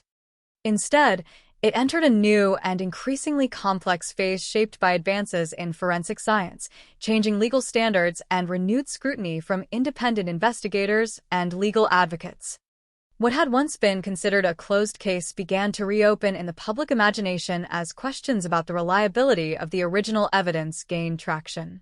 One of the most significant developments during this post-conviction period was the re-examination of biological evidence collected from the crime scene. At the time of the original investigation and trial, DNA technology was still developing and had not reached the level of sensitivity and precision that would later become standard in criminal investigations. As a result, certain biological samples that had been preserved were not fully analyzed or were interpreted using methods that would later be considered outdated. When these materials were revisited years later, new forensic testing techniques were applied. These techniques allowed analysts to extract and compare genetic material with far greater accuracy than had previously been possible. The results of these tests began to introduce uncertainty into aspects of the original prosecution's case, particularly regarding the link between the convicted individuals and the biological evidence recovered from the victim and the surrounding environment. As the new DNA analyses were conducted, some of the findings appeared inconsistent with the conclusions reached during the trial. Certain samples that had been previously considered either inconclusive or attributed indirectly were now being reinterpreted in light of updated forensic databases and improved laboratory methods. This shift did not immediately overturn the original verdicts, but it did create a growing foundation for legal challenges and appeals. Defense teams and independent experts began to argue that the original convictions had been secured without the benefit of critical scientific information. They suggested that if modern DNA testing had been available at the time of the trial, the interpretation of the evidence might have been significantly different. This argument became a central pillar in post-conviction motions, which sought to reopen the case and reevaluate the validity of the guilty verdicts. At the same time, the prosecution and those who supported the original verdicts maintained that the case had never relied solely on DNA evidence. They argued that the convictions were based on a combination of witness testimony, physical reconstruction of events, and circumstantial evidence that collectively pointed to the guilt of the defendants. From this perspective, the later DNA findings were viewed as insufficient to completely dismantle the broader evidentiary framework that had supported the jury's decision. As these competing interpretations emerged, the case moved into a prolonged legal and scientific debate. Courts were asked to consider not only the new DNA results, but also the standards by which evidence should be evaluated in post-conviction review. This required a careful balancing act between respecting the finality of jury verdicts and acknowledging the possibility that new scientific methods could reveal previously unseen facts. One of the most contentious aspects of the post-conviction phase was the interpretation of trace evidence. In particular, microscopic material found on clothing, vehicle fragments, and at the scene became the subject of renewed analysis. Some experts argued that certain traces previously associated with the defendants could not be definitively matched using modern techniques. Others cautioned that degradation of samples over time made absolute conclusions difficult, regardless of technological improvements. This scientific uncertainty contributed to a broader debate about the reliability of forensic evidence in general.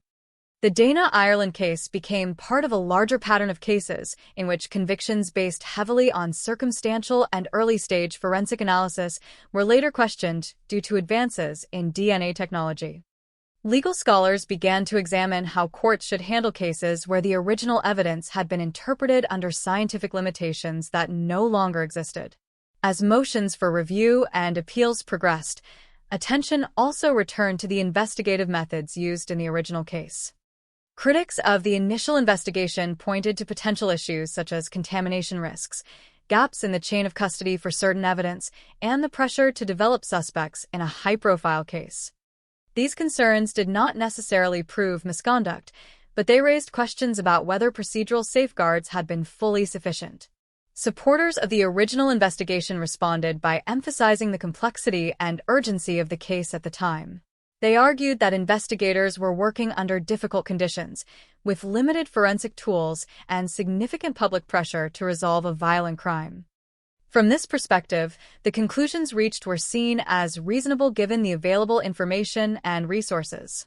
As legal proceedings continued, the case gradually shifted from a straightforward question of guilt or innocence into a broader examination of how justice systems adapt to scientific change. Courts were required to consider whether new evidence was merely supplementary or whether it fundamentally undermined the basis of the original convictions.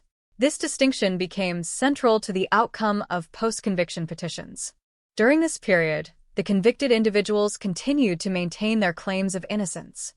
Their legal representatives submitted extensive filings arguing that the new DNA evidence, combined with inconsistencies in the original trial record, created a level of reasonable doubt that should not be ignored. These filings often included expert testimony from forensic scientists who interpreted the updated results as incompatible with the prosecution's theory of the case. At the same time, the victim's family remained engaged in the legal process, seeking to uphold the convictions and preserve what they believed to be a just resolution. For them, the case represented not only a legal outcome, but also a deeply personal conclusion to years of uncertainty and trauma. The reopening of forensic debates was often emotionally and psychologically challenging, as it threatened to revisit events that had already caused profound loss. The tension between legal finality and scientific reassessment became a defining feature of the post-conviction phase. Courts had to navigate the difficult question of how much weight to give to new evidence that was not available at the time of trial. This issue was not unique to this case, but the Dana Ireland case became one of the more prominent examples in which it was publicly debated. As years passed, the case continued to move through various levels of judicial review. Some petitions were denied on procedural grounds, while others prompted more detailed examination of specific pieces of evidence. In each instance, the courts were required to assess whether the new information met the threshold necessary to overturn or modify the original verdicts. Outside the courtroom, the case also gained attention from journalists, documentary producers, and legal analysts. These external examinations often highlighted the evolving nature of forensic science and its impact on past convictions. The case became a reference point in discussions about wrongful conviction reform and the importance of preserving biological evidence for future testing. Despite these discussions, the legal status of the convictions remained a central point of contention. While some argued that the new DNA evidence created significant doubt, others maintained that it did not fully exclude the possibility of the defendant's involvement when considered alongside the totality of the case. This disagreement reflected a broader challenge in criminal justice: how to integrate evolving science into established legal conclusions. Ultimately, the post-conviction phase of the Dana Ireland case demonstrated how a single criminal investigation can extend far beyond the courtroom verdict. It showed how advances in technology can reshape interpretations of evidence years after a case has been decided, and how legal systems must continuously adapt to new standards of proof. The case did not end with a simple reversal or affirmation during this phase. Instead, it entered a prolonged state of legal and scientific examination, where certainty became increasingly difficult to define. What remained constant was the continued effort by all parties to assert their interpretation of the evidence, even as the tools for evaluating that evidence continued to evolve. In this way, the case became not only a story about a specific crime and its aftermath, but also a reflection of the broader challenges faced by modern justice systems in balancing finality, fairness, and scientific progress. In the continued aftermath of the Dana Ireland case, the focus gradually shifted from courtroom proceedings and forensic reanalysis toward a deeper examination of how the case had originally been constructed by investigators in the early stages. This phase of scrutiny was less about immediate legal outcomes and more about understanding how initial assumptions, investigative decisions, and available technologies shaped the direction of one of Hawaii's most controversial criminal cases. The original investigation had taken place under intense pressure as the violent nature of the crime demanded a rapid response from law enforcement. In rural areas such as the Puna district, where the incident occurred, investigative resources were more limited compared to major urban centers. This geographical and logistical context played a significant role in how evidence was gathered, interpreted, and prioritized during the early days of the case. Investigators initially focused on reconstructing the timeline of events leading up to Dana Ireland's death. This involved collecting witness statements from individuals who had been in the area, analyzing vehicle damage reports, and attempting to match physical evidence found at the scene with possible suspects. However, the rural environment, combined with inconsistent witness recollections, created challenges in establishing a clear and uninterrupted sequence of events. One of the key issues later identified in reviews of the case was the reliance on circumstantial interpretation during the early investigative phase. At the time, physical evidence such as paint transfers, broken vehicle fragments, and tire impressions were used to build a working theory of the crime. Investigators attempted to match these materials to known vehicles in the area, narrowing down potential suspects based on partial correlations rather than definitive scientific proof. As the investigation progressed, certain individuals became primary suspects based on a combination of proximity, prior interactions, and perceived inconsistencies in their statements. Once these suspects were identified, the investigative focus began to concentrate heavily on building a coherent narrative that linked them to the crime. This narrowing of focus, while common in criminal investigations, later became a point of debate among legal analysts who argued that it may have limited the exploration of alternative possibilities. Another important aspect of the early investigation was the handling of physical evidence at the scene. The crash site and surrounding areas contained multiple types of material evidence, including fragments of glass, biological traces, and vehicle debris. Over time, questions were raised about the documentation and preservation of some of this evidence, particularly in relation to chain of custody procedures and potential contamination risks. Although investigators followed standard procedures for the time, later advancements in forensic science highlighted areas where more rigorous protocols might have improved the reliability of the evidence. For example, modern standards emphasize strict separation of samples, enhanced contamination prevention measures, and more detailed digital tracking of evidence movement. These practices were not as fully developed or universally applied during the initial stages of the Dana Ireland investigation. Witness testimony also played a critical role in shaping the early narrative of the case. Several individuals reported seeing vehicles or people in the vicinity of the incident, but their accounts varied in detail and sometimes conflicted with one another. Investigators were required to interpret these statements and determine which elements could be considered reliable. In doing so, certain interpretations were prioritized over others, gradually forming a more defined suspect profile.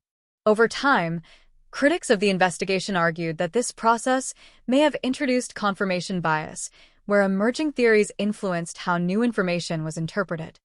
Once a working hypothesis is established, there is a natural tendency in investigative work to interpret ambiguous evidence in a way that supports that hypothesis. In complex cases with limited direct evidence, this cognitive tendency can significantly shape the final direction of the investigation. As the case moved from investigation to prosecution, these early decisions continued to influence how evidence was presented in court. The narrative constructed during the investigative phase became the foundation for the prosecution's argument, which emphasized a coherent sequence of events linking the defendants to the crime. This continuity between investigation and prosecution is common in criminal cases, but it also means that any weaknesses or assumptions in the early stages can carry forward into the judicial process. In later years, independent reviews of the case began to re-examine the initial investigative steps with the benefit of hindsight and improved forensic understanding. These reviews did not necessarily conclude that errors were made with malicious intent, but they did highlight structural limitations in how the investigation had been conducted. Resource constraints, technological limitations, and the urgency of solving a serious crime all contributed to shaping the path that was ultimately taken. Another area of focus in these reviews was the interpretation of vehicle-related evidence. Damage patterns, paint transfers, and recovered fragments were originally used to suggest involvement of specific vehicles.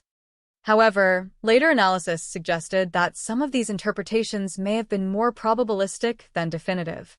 In other words, while the evidence could be consistent with certain scenarios, it did not always conclusively exclude others.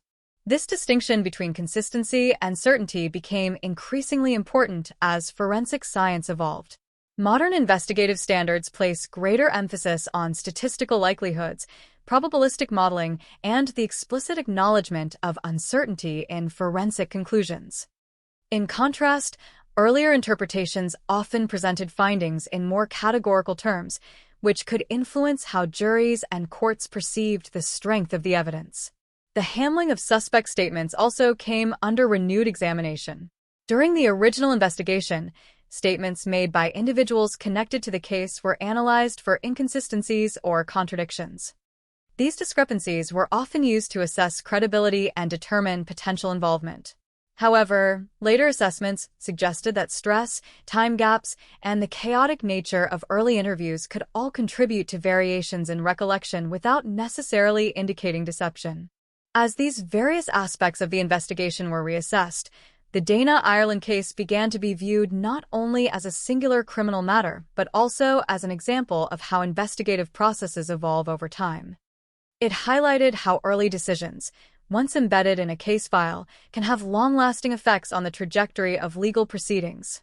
The role of forensic science continued to be central in these discussions. The transition from early, less precise methods to modern DNA-based analysis fundamentally changed how evidence from the case was understood. What had once been interpreted through the lens of physical reconstruction and witness testimony was now being reevaluated through genetic data and statistical comparison. This shift did not automatically invalidate earlier conclusions, but it did introduce a new layer of complexity. Evidence that had once been considered supportive of a particular narrative now had to be reconsidered in light of additional scientific information. This process often resulted in nuanced conclusions rather than clear confirmations or rejections of earlier findings. Legal scholars analyzing the case emphasized that this kind of retrospective reinterpretation is one of the most challenging aspects of criminal justice systems.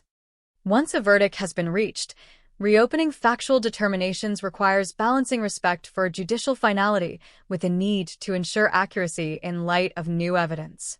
The Dana Ireland case became a prominent example of this tension in practice. As time continued to pass, the case remained a reference point in discussions about investigative methodology, forensic reliability, and wrongful conviction review processes. Training programs for law enforcement and legal professionals began to incorporate lessons learned from cases like this, emphasizing the importance of maintaining objectivity during early investigative stages and preserving evidence for future technological analysis. Despite the passage of years, the case did not settle into obscurity. Instead, it maintained a persistent presence in legal discourse, academic study, and public discussion. Each new development in forensic science had the potential to reframe aspects of the case, ensuring that it remained dynamically relevant rather than historically static. Ultimately, the investigation phase of the Dana Ireland case illustrates how complex and layered criminal inquiries can become when viewed over long periods of time. What begins as an urgent effort to identify a suspect can evolve into a decades-long process of reinterpretation, driven by advances in science and shifts in legal understanding. The case stands as a reminder that investigations are not fixed snapshots of truth, but rather evolving constructions shaped by the tools, knowledge, and assumptions available at each stage.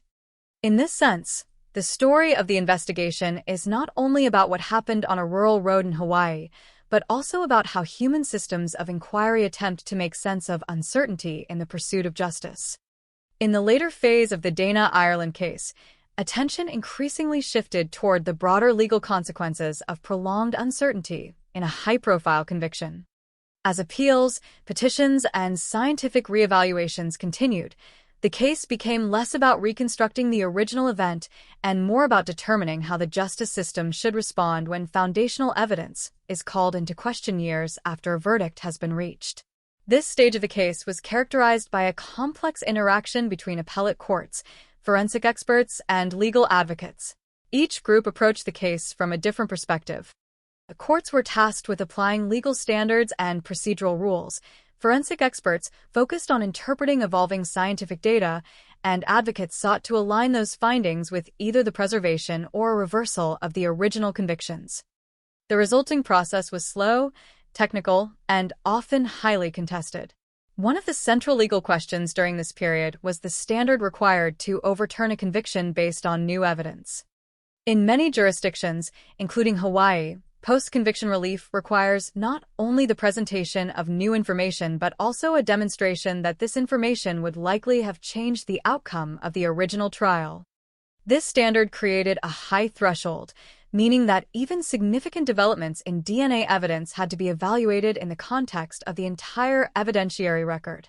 In the Dana Ireland case, this legal framework meant that courts were not simply asked to decide whether new DNA findings were consistent or inconsistent with the original prosecution theory. Instead, they had to assess whether those findings, when combined with all other evidence presented at trial, created sufficient doubt to undermine the verdicts.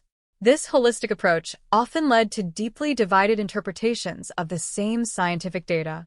As forensic experts presented updated analyses, they emphasized the limitations of the original testing methods used during the early stages of the investigation and trial. Modern DNA profiling techniques allowed for far greater precision in identifying genetic material, distinguishing between contributors, and excluding potential sources. These advancements introduced a level of scientific clarity that had not been available at the time the original evidence was evaluated. However, the interpretation of these results remained highly nuanced. Some experts argued that the absence of a definitive DNA match linking the convicted individuals to certain critical pieces of evidence significantly weakened the prosecution's case. Others cautioned that DNA evidence alone could not account for the full context of a criminal investigation, particularly in cases where samples might have degraded, been contaminated, or been limited in quantity. This scientific debate became central to the legal arguments presented in post-conviction hearings. Defense teams emphasized exclusionary findings, suggesting that modern testing effectively removed the convicted individuals from key evidentiary points in the case. Prosecutors and supporters of the original verdict countered that the DNA results did not conclusively establish an alternative suspect and therefore did not meet the legal threshold for overturning the convictions. As these arguments unfolded, the case highlighted a broader issue within the criminal justice system: how to integrate evolving scientific knowledge into established legal outcomes. Courts were increasingly required to act as intermediaries between disciplines, translating complex forensic conclusions into legal determinations about guilt, innocence, and reasonable doubt. Another important dimension of this phase involved the preservation and re-examination of physical evidence. The ability to retest biological materials years after the original trial depended heavily on how well those materials had been stored and documented. In the Dana Ireland case, some evidence had been preserved in ways that allowed for later analysis, while other items were either unavailable or unsuitable for modern testing due to degradation or incomplete chain of custody records. This uneven availability of evidence contributed to differing interpretations of what the new forensic results could actually prove. In some instances, the absence of usable material was itself a point of contention, with defense advocates arguing that critical evidence had been lost or compromised. Others maintained that enough reliable material remained to draw meaningful conclusions, even if not every sample could be re-examined. The appellate process also brought renewed attention to the original trial proceedings. Legal teams revisited witness testimony, cross-examinations, and evidentiary rulings to assess how the case had been presented to the jury. This retrospective analysis aimed to determine whether the introduction of modern forensic findings would have altered the jury's perception of the evidence at the time. Witness reliability remained a particularly sensitive topic. Over time, psychological research has demonstrated that memory can be influenced by stress, suggestion, and the passage of time. In cases like Dana Ireland's, where witness accounts played a supporting but important role, these findings added another layer of complexity to evaluating the strength of the original testimony. Despite these challenges, courts were generally cautious in overturning jury verdicts solely on the basis of revised interpretations of testimony or evidence. The principle of finality in criminal law holds significant weight, as it ensures stability in the justice system and respects the role of juries as primary fact-finders. As a result, any decision to disturb a verdict required a compelling demonstration that the original outcome was fundamentally unreliable. In this context, the Dana Ireland case became a focal point for discussions about the balance between finality and accuracy. Legal scholars debated whether existing standards for post-conviction relief adequately accounted for scientific advancements that could not have been anticipated at the time of trial. Some argued that the system needed more flexible mechanisms to incorporate new technologies, while others warned that lowering the threshold could undermine the stability of criminal verdicts. Public interest in the case also played a role in sustaining attention during this phase.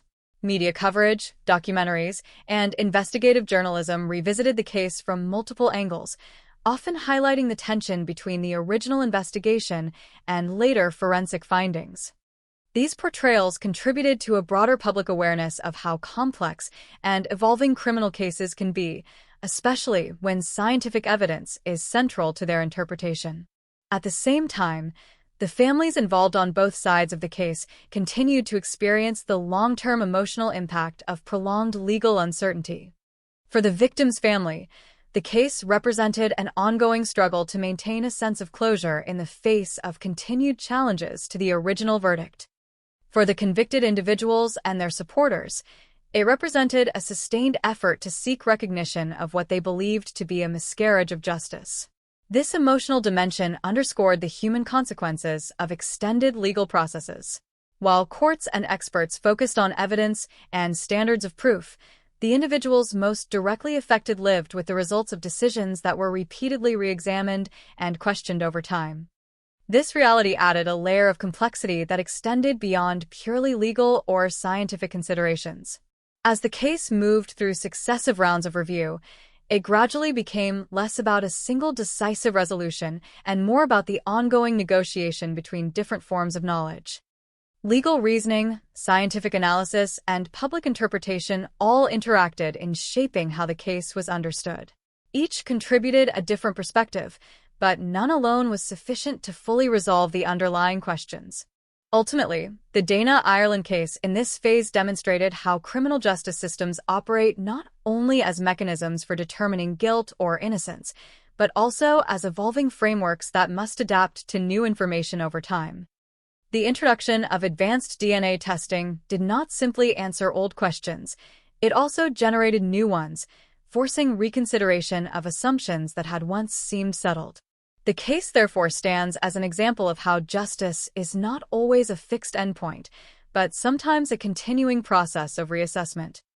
It reflects the reality that truth in legal contexts is often constructed through layers of evidence, interpretation, and revision, rather than a single definitive moment of resolution. In the continuing examination of the Dana Ireland case, the focus eventually broadened beyond the immediate questions of forensic evidence and appellate review to include a deeper reflection on systemic issues within criminal investigations and prosecutions.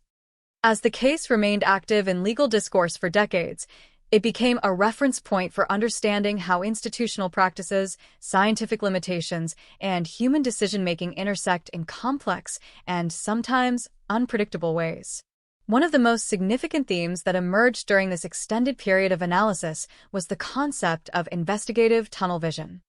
This refers to the tendency for investigators, once they have identified a primary theory or suspect, to interpret subsequent evidence in a way that reinforces that initial direction.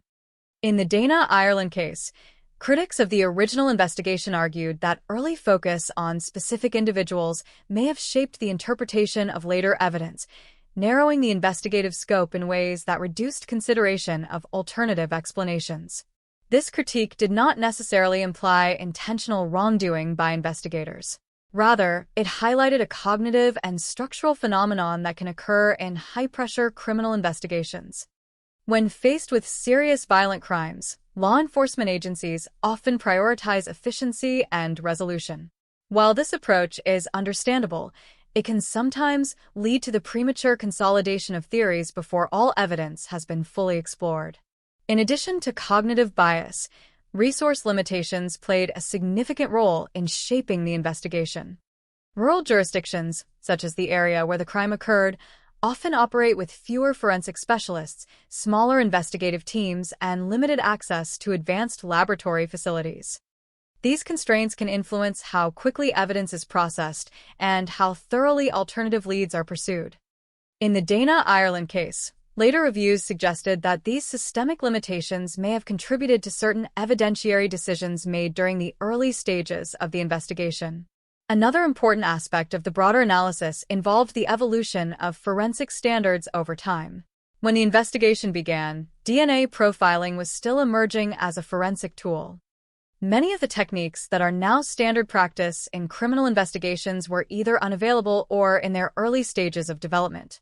As a result, investigators relied more heavily on physical reconstruction, eyewitness accounts, and pattern-based interpretations of material evidence.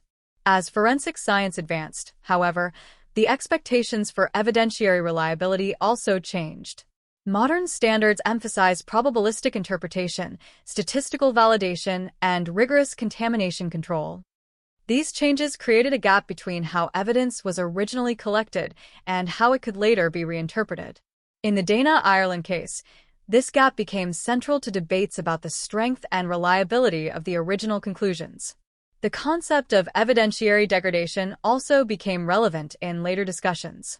Biological and physical evidence can deteriorate over time due to environmental exposure, storage conditions, and handling practices. In long-running cases, this degradation can limit the ability to perform definitive modern testing. As a result, courts and experts are often required to make judgments based on incomplete or partially compromised datasets. This limitation introduced an additional layer of complexity in evaluating post-conviction claims. While modern DNA analysis could provide powerful insights, it could not always reconstruct the full evidentiary picture with absolute certainty.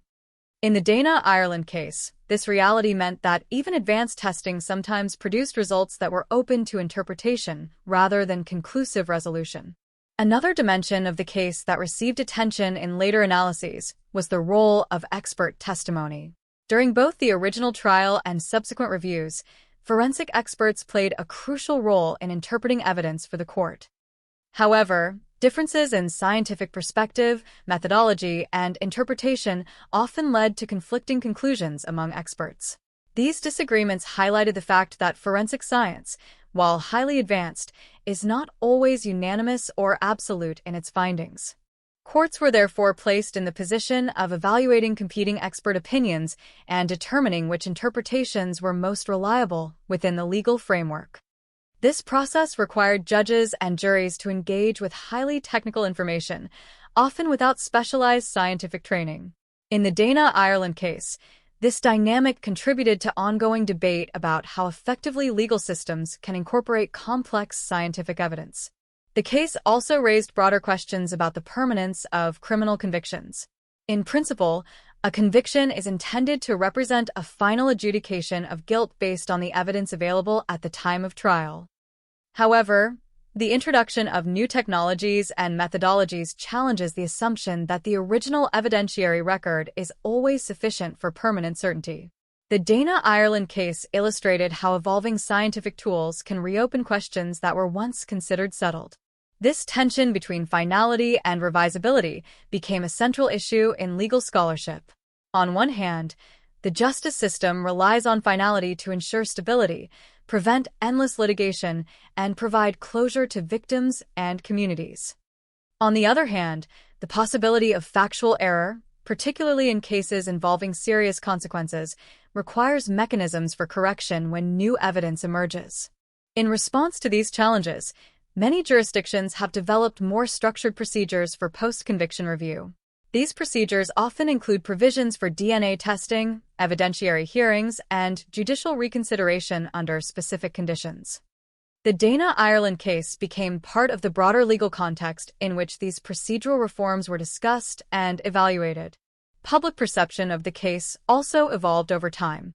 As more information became available through media coverage and independent investigations, public understanding of the case shifted from a simple narrative of crime and conviction to a more complex story involving uncertainty, scientific development, and institutional decision-making. This shift reflected a growing awareness of the limitations inherent in all stages of the criminal justice process. Despite this evolving understanding, the emotional weight of the case remained significant. For those directly affected, the passage of time did not diminish the impact of the events or the legal outcomes. Instead, the continued re-examination of the case often reactivated unresolved emotions and renewed debates about justice and accountability. Within legal and academic circles, the Dana Ireland case came to be used as a case study in multiple fields, including criminal law, forensic science, and cognitive psychology. It illustrated how evidence can be interpreted differently depending on the available technology, the assumptions of investigators, and the legal standards applied at different stages of the process. One of the most enduring lessons drawn from the case was the importance of evidence preservation. The ability to re-examine biological materials years after an investigation depends heavily on how carefully those materials were initially collected and stored. This realization has led to increased emphasis on evidence preservation protocols in modern law enforcement practices. Another lesson involved the need for transparency in forensic interpretation. As scientific methods become more complex, there is a growing need for clear communication between forensic experts and legal decision-makers. Misunderstandings or oversimplifications of scientific findings can significantly affect legal outcomes. The Dana Ireland case highlighted the importance of ensuring that courts fully understand both the capabilities and limitations of forensic evidence. Over time, the case also contributed to discussions about the ethical responsibilities of investigators, prosecutors, and forensic scientists. Each plays a distinct role in the justice system, but all share a responsibility to ensure that conclusions are based on accurate, reliable, and appropriately interpreted evidence. The long-term scrutiny of the case reinforced the importance of maintaining these standards consistently across all stages of an investigation. Ultimately, the broader significance of the Dana Ireland case lies not only in its specific facts, but in what it reveals about the nature of criminal justice itself.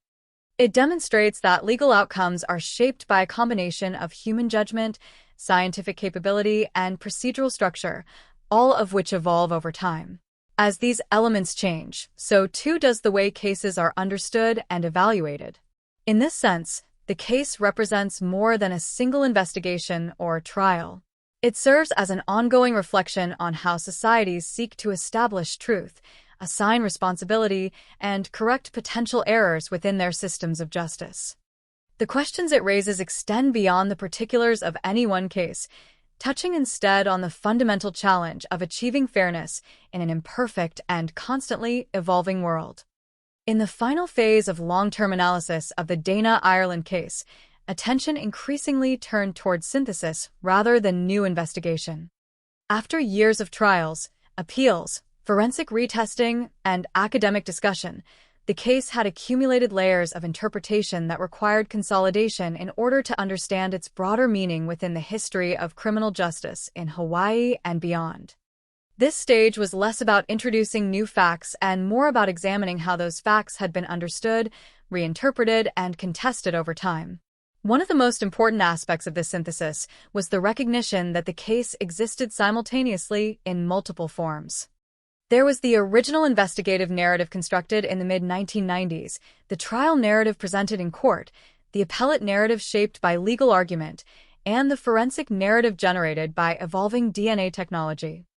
Each of these versions of the case was based on the same underlying event, yet each emphasized different elements, interpreted evidence differently, and reached different implications about certainty and responsibility.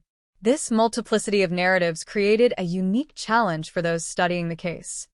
Unlike simpler criminal cases where a single evidentiary framework remains stable over time, the Dana Ireland case demonstrated how shifting scientific standards can produce fundamentally different interpretations of the same physical evidence. As a result, the case became a subject of interest not only for legal professionals but also for historians of science, criminologists, and scholars of epistemology. One of the central conclusions drawn from long-term reviews was that the case highlighted the limitations of certainty in criminal adjudication. At the time of the original trial, the legal system operated with the best available tools and knowledge. The jury's decision was based on a combination of witness testimony, physical reconstruction, and circumstantial interpretation, all of which were considered sufficient under the standards of the time. However, as forensic science advanced, those same evidentiary foundations were re-evaluated under new conditions that introduced additional layers of uncertainty. This evolution did not necessarily invalidate the original judicial process, but it did complicate the notion of finality. It showed that legal conclusions are not immutable truths, but rather context-dependent judgments made within specific technological and epistemic boundaries. As those boundaries shift, so too does the perceived strength of earlier conclusions. Another key insight from the long-term examination of the case was the importance of distinguishing between exclusionary and confirmatory evidence. In the later DNA analyses, much of the debate centered on whether the absence of a genetic match should be interpreted as definitive proof of non-involvement or simply as inconclusive within the limits of available samples. This distinction proved critical in shaping legal arguments, as different interpretations of the same data led to fundamentally different conclusions about guilt and innocence. The case also underscored the role of uncertainty in forensic science. Contrary to popular perception, forensic evidence rarely provides absolute answers. Instead, it typically produces degrees of probability that must be interpreted within a broader evidentiary context. In the Dana Ireland case, this probabilistic nature became especially important as new testing methods produced results that were highly informative but not always definitive. Over time, discussions of the case increasingly emphasized the need for humility in both legal and scientific interpretation.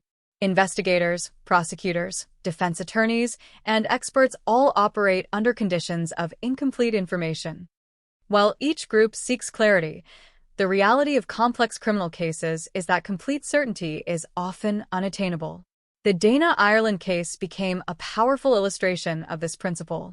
In addition to its scientific and legal implications, the case also had a lasting impact on institutional practices.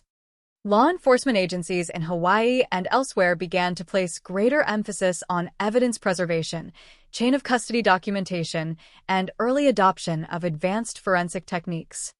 These changes were driven in part by recognition that evidence collected today may be reinterpreted decades later using technologies that do not yet exist.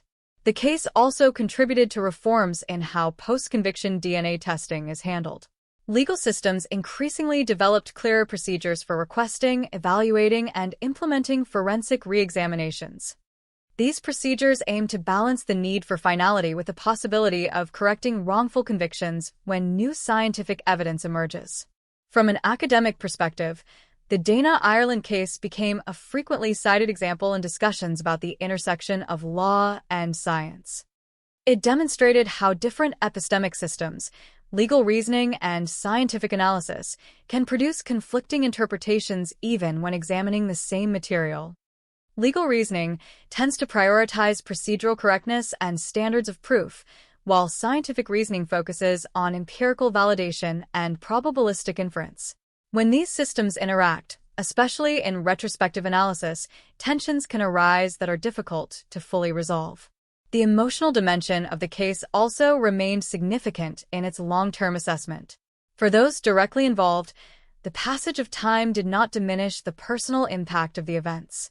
Instead, ongoing legal and scientific discussions often reactivated unresolved questions and emotions. This human dimension served as a reminder that criminal cases are not merely abstract exercises in evidence evaluation, but deeply affect the lives of individuals and communities. Public discourse around the case reflected this complexity. Media coverage, documentaries, and investigative reports often presented contrasting interpretations, depending on the focus of the narrative. Some emphasized the potential for wrongful conviction and the importance of modern forensic review. Others highlighted the challenges of overturning jury verdicts and the importance of respecting the original judicial process. Together, these perspectives contributed to a multifaceted public understanding of the case. In the broader context of criminal justice reform, the Dana Ireland case became part of a larger conversation about how legal systems should respond to scientific progress. It raised important questions about whether existing procedures are sufficient to address cases where new technologies fundamentally alter the interpretation of old evidence. It also highlighted the need for ongoing training and collaboration between legal professionals and scientific experts. Ultimately, the case illustrates that justice is not a static achievement, but an ongoing process shaped by evolving knowledge and societal values. The original investigation, the trial, the appeals, and the forensic re-examinations each represent different stages in this process, each influenced by the tools and understanding available at the time. What remains after decades of analysis is not a single, unified interpretation, but rather a layered understanding of how complex criminal cases unfold over time. The Dana Ireland case continues to be studied because it encapsulates many of the central challenges facing modern justice systems: how to evaluate uncertain evidence, how to integrate new scientific methods, and how to reconcile finality with the possibility of error. In the end, the significance of the case lies not only in its specific outcome, but in the questions it continues to raise. It serves as a reminder that truth in a legal system is often constructed through processes that are imperfect, evolving, and subject to revision. And in that ongoing process of revision, the pursuit of justice remains both a responsibility and a challenge that extends far beyond any single verdict or moment in time. In the continuing aftermath of the Dana Ireland case, the long arc of reflection eventually moved beyond the specifics of the investigation and trial into a broader evaluation of its legacy within the criminal justice system of Hawaii.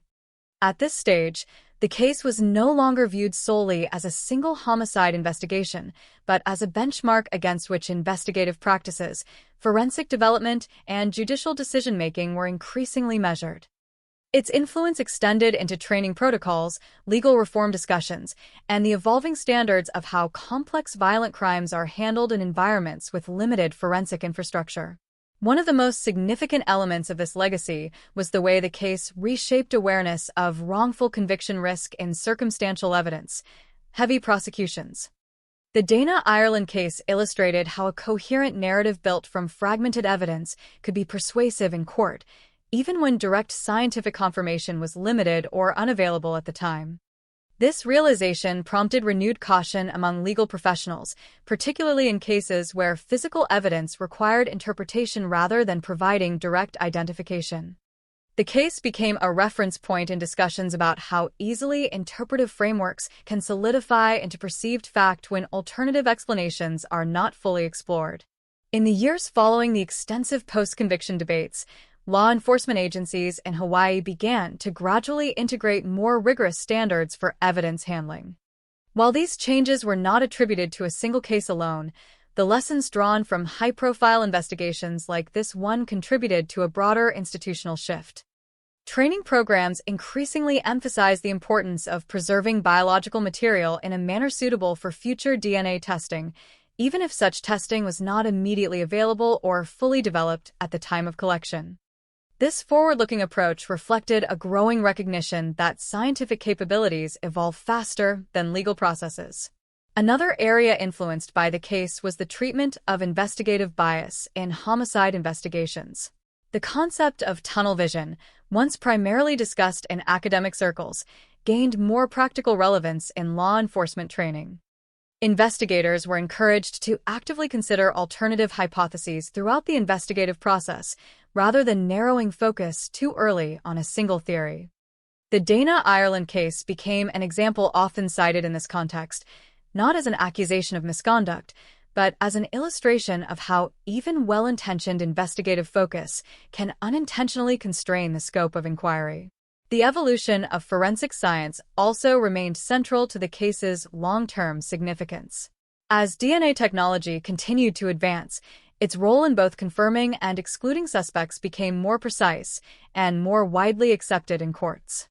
The case highlighted the importance of maintaining biological evidence for future reanalysis, as improvements in technology can dramatically alter the interpretive value of samples collected decades earlier. This understanding contributed to policy changes emphasizing long-term evidence storage and standardized protocols for retesting in cold cases. Over time, the Dana Ireland case also became part of a larger national and international conversation about the reliability of forensic science itself. While DNA evidence is often considered highly reliable, the case demonstrated that interpretation, context, and sample quality still play crucial roles in determining its evidentiary weight. It reinforced the idea that no forensic discipline operates in isolation from procedural and environmental factors. As a result, courts and forensic laboratories increasingly adopted more transparent reporting standards, explicitly addressing uncertainty and limitations in expert testimony. In addition to its scientific and procedural impact, the case had a lasting influence on legal education. Law schools and training programs for prosecutors, defense attorneys, and judges began to incorporate case studies that emphasized the complexities of long-term evidentiary reassessment. The Dana Ireland case, in particular, served as an example of how legal certainty can be challenged by later scientific developments and how the justice system must remain adaptable without undermining the stability of prior verdicts. This balance between adaptability and finality became a recurring theme in academic discussions. The case also prompted reflection on the emotional and social dimensions of prolonged legal uncertainty. For the families involved, both of the victim and the convicted individuals, the extended timeline of legal and scientific review meant that closure remained elusive for many years. Each new development had the potential to reopen emotional wounds, even as it sought to clarify factual questions. This human dimension underscored the reality that criminal cases do not exist solely within legal or scientific frameworks, but within lived experiences that continue long after formal proceedings conclude. Media coverage of the case over time further shaped its legacy. Initial reporting focused primarily on the crime and the trial, while later coverage increasingly emphasized forensic developments and legal challenges. This shift reflected broader changes in how true crime stories are presented to the public, with greater attention paid to procedural complexity and the possibility of error. The Dana Ireland case became emblematic of this evolution in narrative framing, moving from a straightforward criminal account to a layered exploration of uncertainty and institutional process. As more time passed, the case also influenced the development of cold case review units and post-conviction investigative teams. These specialized units are designed to re-examine older cases using modern forensic tools and updated investigative techniques. The recognition that earlier limitations in technology and methodology could obscure critical evidence led to a more systematic approach to reviewing convictions in cases where new scientific methods might yield different insights. The Dana Ireland case helped illustrate why such mechanisms are necessary in a continually advancing scientific landscape. Another important aspect of the case's legacy lies in its contribution to discussions about evidentiary standards in appellate courts. Judges reviewing post-conviction claims were increasingly required to engage with complex scientific material that may not have been part of the original trial record. This shift placed greater emphasis on judicial education in forensic science and statistical reasoning. The case highlighted the need for courts to be equipped not only with legal expertise, but also with a functional understanding of scientific methodologies in order to evaluate new evidence effectively. Despite the extensive re-examinations and debates, the case ultimately remained a subject of interpretive divergence rather than absolute resolution in public discourse.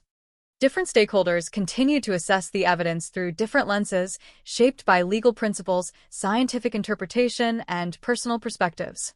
This enduring divergence reflects a broader truth about complex criminal cases, that even with advanced technology and extensive review, complete consensus is not always achievable. In its broader historical context, the Dana Ireland case stands as an example of how a single investigation can influence multiple domains over time. It affected policing practices, forensic development, legal education, judicial review standards, and public understanding of criminal justice. Its legacy is not confined to the outcome of the trial or the results of DNA testing, but extends into the structural evolution of how such cases are approached in the modern era. Ultimately, the case serves as a reminder that the pursuit of justice is an ongoing process shaped by evolving knowledge and institutional learning. Each stage of the case, from initial investigation to trial, from forensic reanalysis to long-term reflection, contributed to a deeper understanding of both the strengths and limitations of the systems designed to determine truth. It demonstrated that justice is not a fixed endpoint, but a continually developing practice that must adapt as science, law, and society change over time.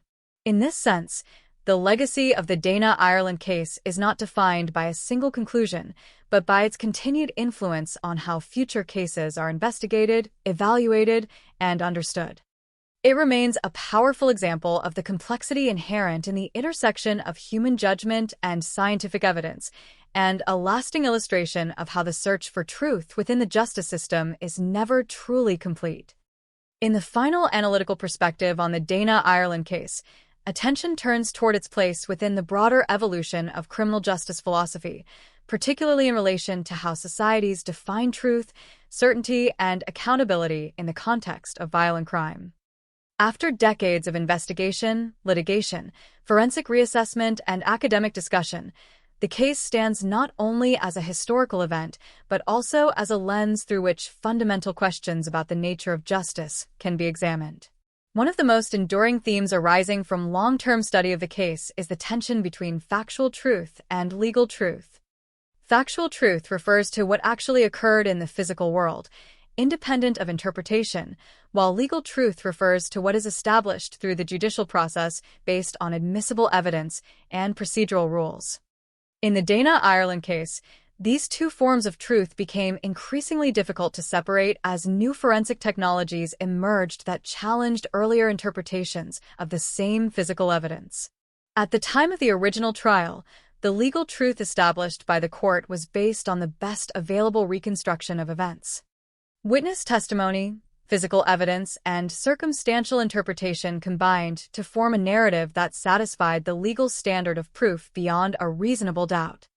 However, as scientific methods advanced, particularly in DNA analysis, new interpretations of the same evidence began to emerge, introducing alternative possibilities that were not fully accessible during the original proceedings. This divergence between evolving scientific understanding and established legal conclusions created a complex epistemological problem. Courts are designed to reach final decisions based on available evidence at a given time, but science is inherently progressive, continuously refining its methods and conclusions. The Dana Ireland case thus became an example of how legal systems must grapple with the reality that their determinations are made within temporal limits that science does not share. Another significant dimension of the case is the role of uncertainty in criminal adjudication. In theory, criminal convictions require a high degree of certainty, expressed through the standard of proof beyond a reasonable doubt. In practice, however, This standard does not eliminate uncertainty, but rather defines a threshold beyond which doubt is considered unreasonable. The case demonstrated how that threshold can be influenced by the quality, interpretation, and availability of evidence, all of which may change over time. As forensic re-examinations continued, it became increasingly clear that uncertainty was not a flaw in the system, but an inherent feature of it. DNA evidence, while powerful, often produces probabilistic results rather than absolute identifications. Trace evidence can degrade, become contaminated, or yield incomplete profiles. Witness testimony can be influenced by memory distortion or external factors. All of these elements contribute to a legal environment in which certainty is always constructed rather than discovered in pure form. The Dana Ireland case also highlighted the importance of evidentiary hierarchy in criminal trials. Not all evidence carries equal weight, and the way different types of evidence interact can significantly influence outcomes. In the original proceedings, circumstantial and physical reconstruction evidence played a central role in building the prosecution's case. Later scientific findings introduced a different evidentiary layer that did not necessarily replace earlier interpretations, but instead complicated them, requiring courts to reassess how different forms of evidence should be balanced against each other. This layering of evidence over time raises important questions about the stability of judicial conclusions.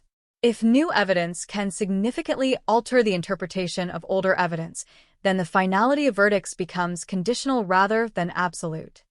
This does not imply that all convictions are unstable, but rather that their stability depends on the completeness and accuracy of the evidentiary record at the time of judgment. Another important aspect of the case is its contribution to the understanding of investigative reconstruction.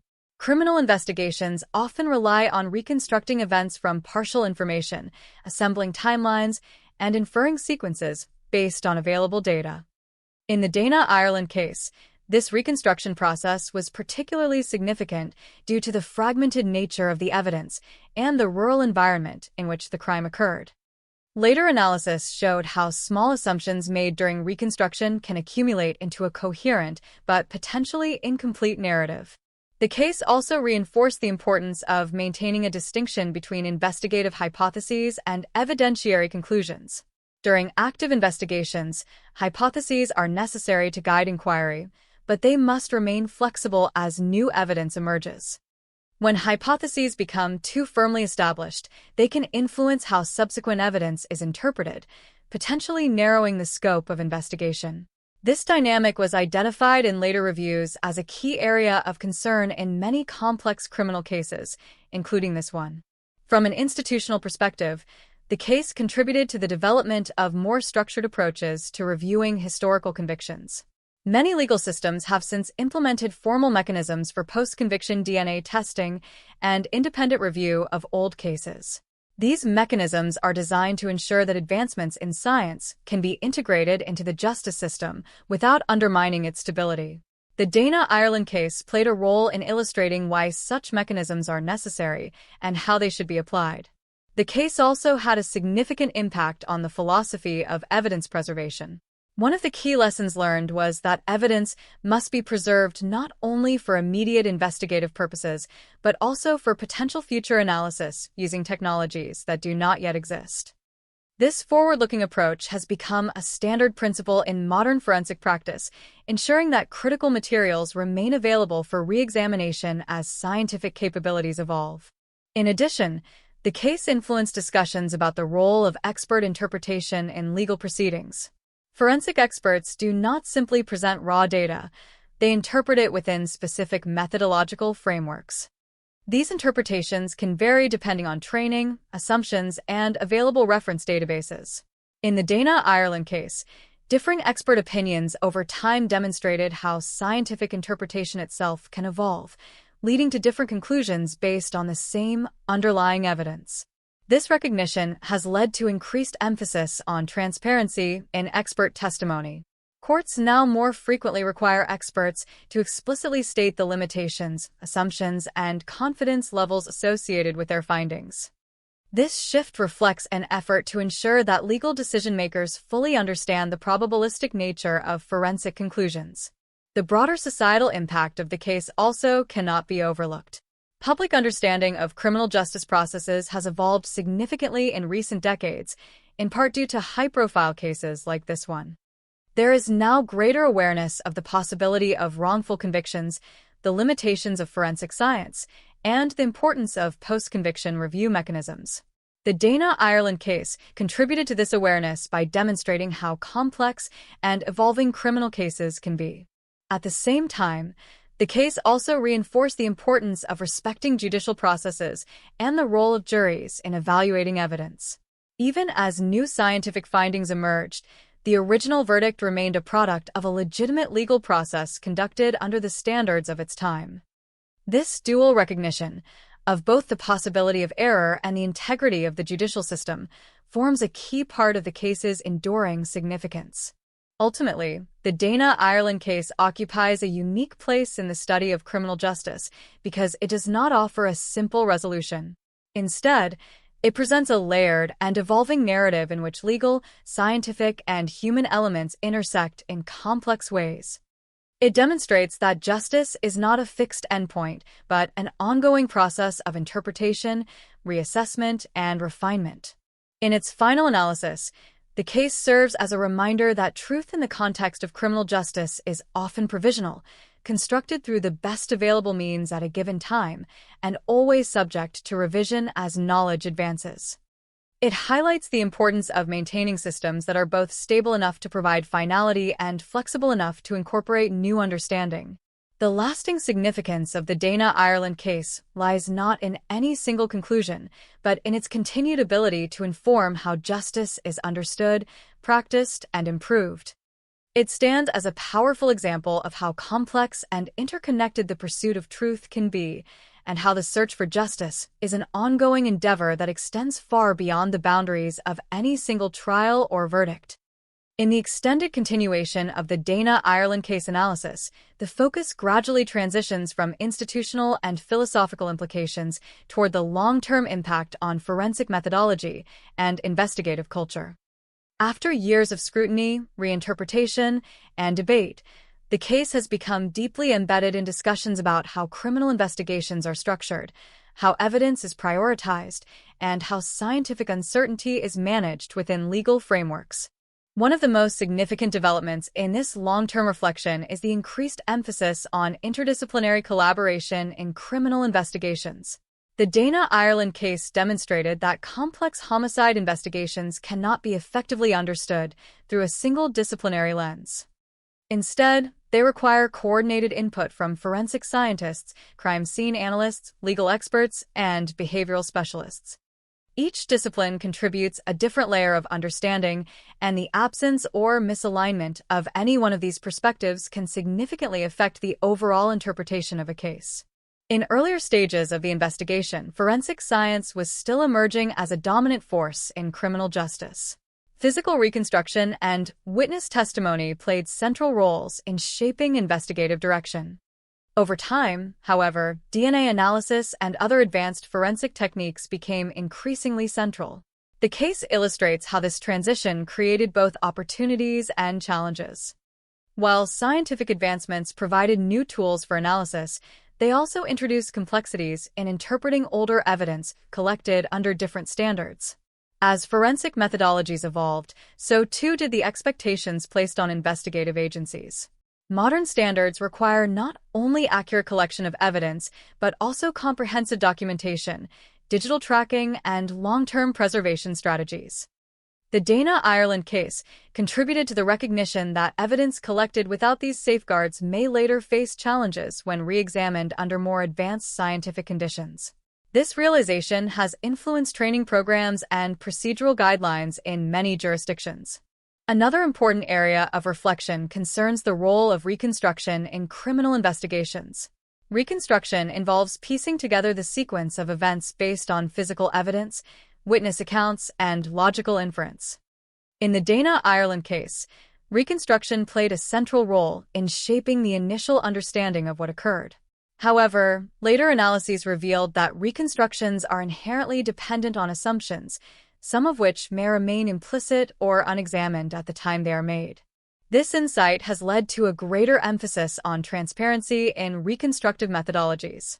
Investigators are now encouraged to clearly distinguish between established facts, inferred conclusions, and speculative elements within their reconstructions. This approach helps reduce the risk of overconfidence in a single narrative and encourages ongoing reassessment as new evidence becomes available. The case also highlights the importance of evidentiary independence. In complex investigations, there is a risk that different types of evidence may become interdependent in ways that reinforce a single interpretation. For example, witness testimony may be interpreted in light of physical evidence, while physical evidence may be interpreted in light of witness testimony, creating a reinforcing cycle. The Dana Ireland case demonstrated how such interdependence can strengthen a narrative while potentially obscuring alternative explanations. In response to this understanding, modern investigative frameworks increasingly emphasize independent verification of different evidence streams. DNA evidence, for instance, is now often evaluated separately from witness testimony and then integrated into a broader analysis only after independent validation. This methodological separation helps reduce the risk of confirmation bias and improves the reliability of final conclusions. Another significant theme emerging from the case is the evolution of legal standards for scientific evidence. Courts have become more sophisticated in their handling of forensic testimony, requiring clearer articulation of statistical significance, error rates, and methodological limitations. The Dana Ireland case contributed to this evolution by illustrating the consequences of interpreting forensic findings without fully accounting for their probabilistic nature. This shift has led to increased judicial reliance on expert clarification during trials and appeals. Judges and juries are now more frequently presented with detailed explanations of how forensic conclusions are derived, including the underlying assumptions and potential sources of uncertainty. This development reflects a broader trend toward greater scientific literacy within the legal system. The case also underscores the importance of long-term institutional memory in criminal justice systems. As cases extend over decades, personnel changes, technological shifts, and procedural updates can create gaps in continuity. Maintaining accurate records and ensuring consistent documentation becomes essential for enabling future review. The Dana Ireland case demonstrated how critical such continuity is when evidence is revisited many years after its initial collection. In addition to institutional reforms, the case has had a lasting influence on public understanding of forensic science. Public perception of DNA evidence is often shaped by media portrayals that emphasize certainty and infallibility. However, the Dana Ireland case helped illustrate that even highly advanced forensic tools operate within limits and must be interpreted carefully within context. This has contributed to a more nuanced public awareness of the strengths and limitations of scientific evidence in criminal justice. The psychological dimensions of long-term case analysis have also become more prominent in discussions surrounding the case. Investigators and legal professionals working on cold cases or post-conviction reviews must often re-engage with emotionally charged material years or decades after the original events. This process can influence interpretation, decision-making, and emotional resilience. The Dana Ireland case highlights the importance of recognizing these psychological factors and incorporating support mechanisms for professionals involved in such work. Another key aspect of the case's legacy is its influence on evidentiary prioritization strategies. Modern investigations increasingly adopt tiered approaches to evidence, distinguishing between high probability, medium probability, and low probability indicators. This structured approach helps ensure that investigative focus remains balanced and that no single category of evidence disproportionately shapes the entire narrative without corroboration. Over time, the case has also been used as a teaching tool in forensic and legal education programs. Students studying criminal justice are often presented with its complex evidentiary history as an example of how real-world cases evolve over time. This educational use reinforces the idea that criminal investigations are dynamic processes rather than static events, and that conclusions must always be open to revision in light of new information. The broader ethical implications of the case have also been widely discussed. questions about fairness, accountability, and the consequences of potential wrongful conviction remain central to its legacy. The justice system must balance the need to protect society with the obligation to avoid punishing individuals without sufficient evidence. The Dana Ireland case illustrates how difficult this balance can be in practice, particularly when evidence is incomplete or open to interpretation. In the context of technological progress, the case also raises questions about retrospective justice. As new tools become available, they may reveal information that was previously inaccessible. This creates a tension between the desire to correct past errors and the need to maintain stability in legal systems. The Dana Ireland case exemplifies this tension, showing how technological advancement can both illuminate and complicate past decisions. Ultimately, the long-term significance of the case lies in its ability to continuously generate new insights across multiple domains. It is not a static historical event, but an evolving reference point for understanding the interplay between law, science, and human judgment. Each new layer of analysis adds depth to its meaning, without fully resolving all questions associated with it. In conclusion, the Dana Ireland case serves as a profound example of how criminal investigations extend far beyond their initial resolution. It demonstrates that justice is not a single moment of determination, but an ongoing process shaped by evolving knowledge, institutional learning, and societal values.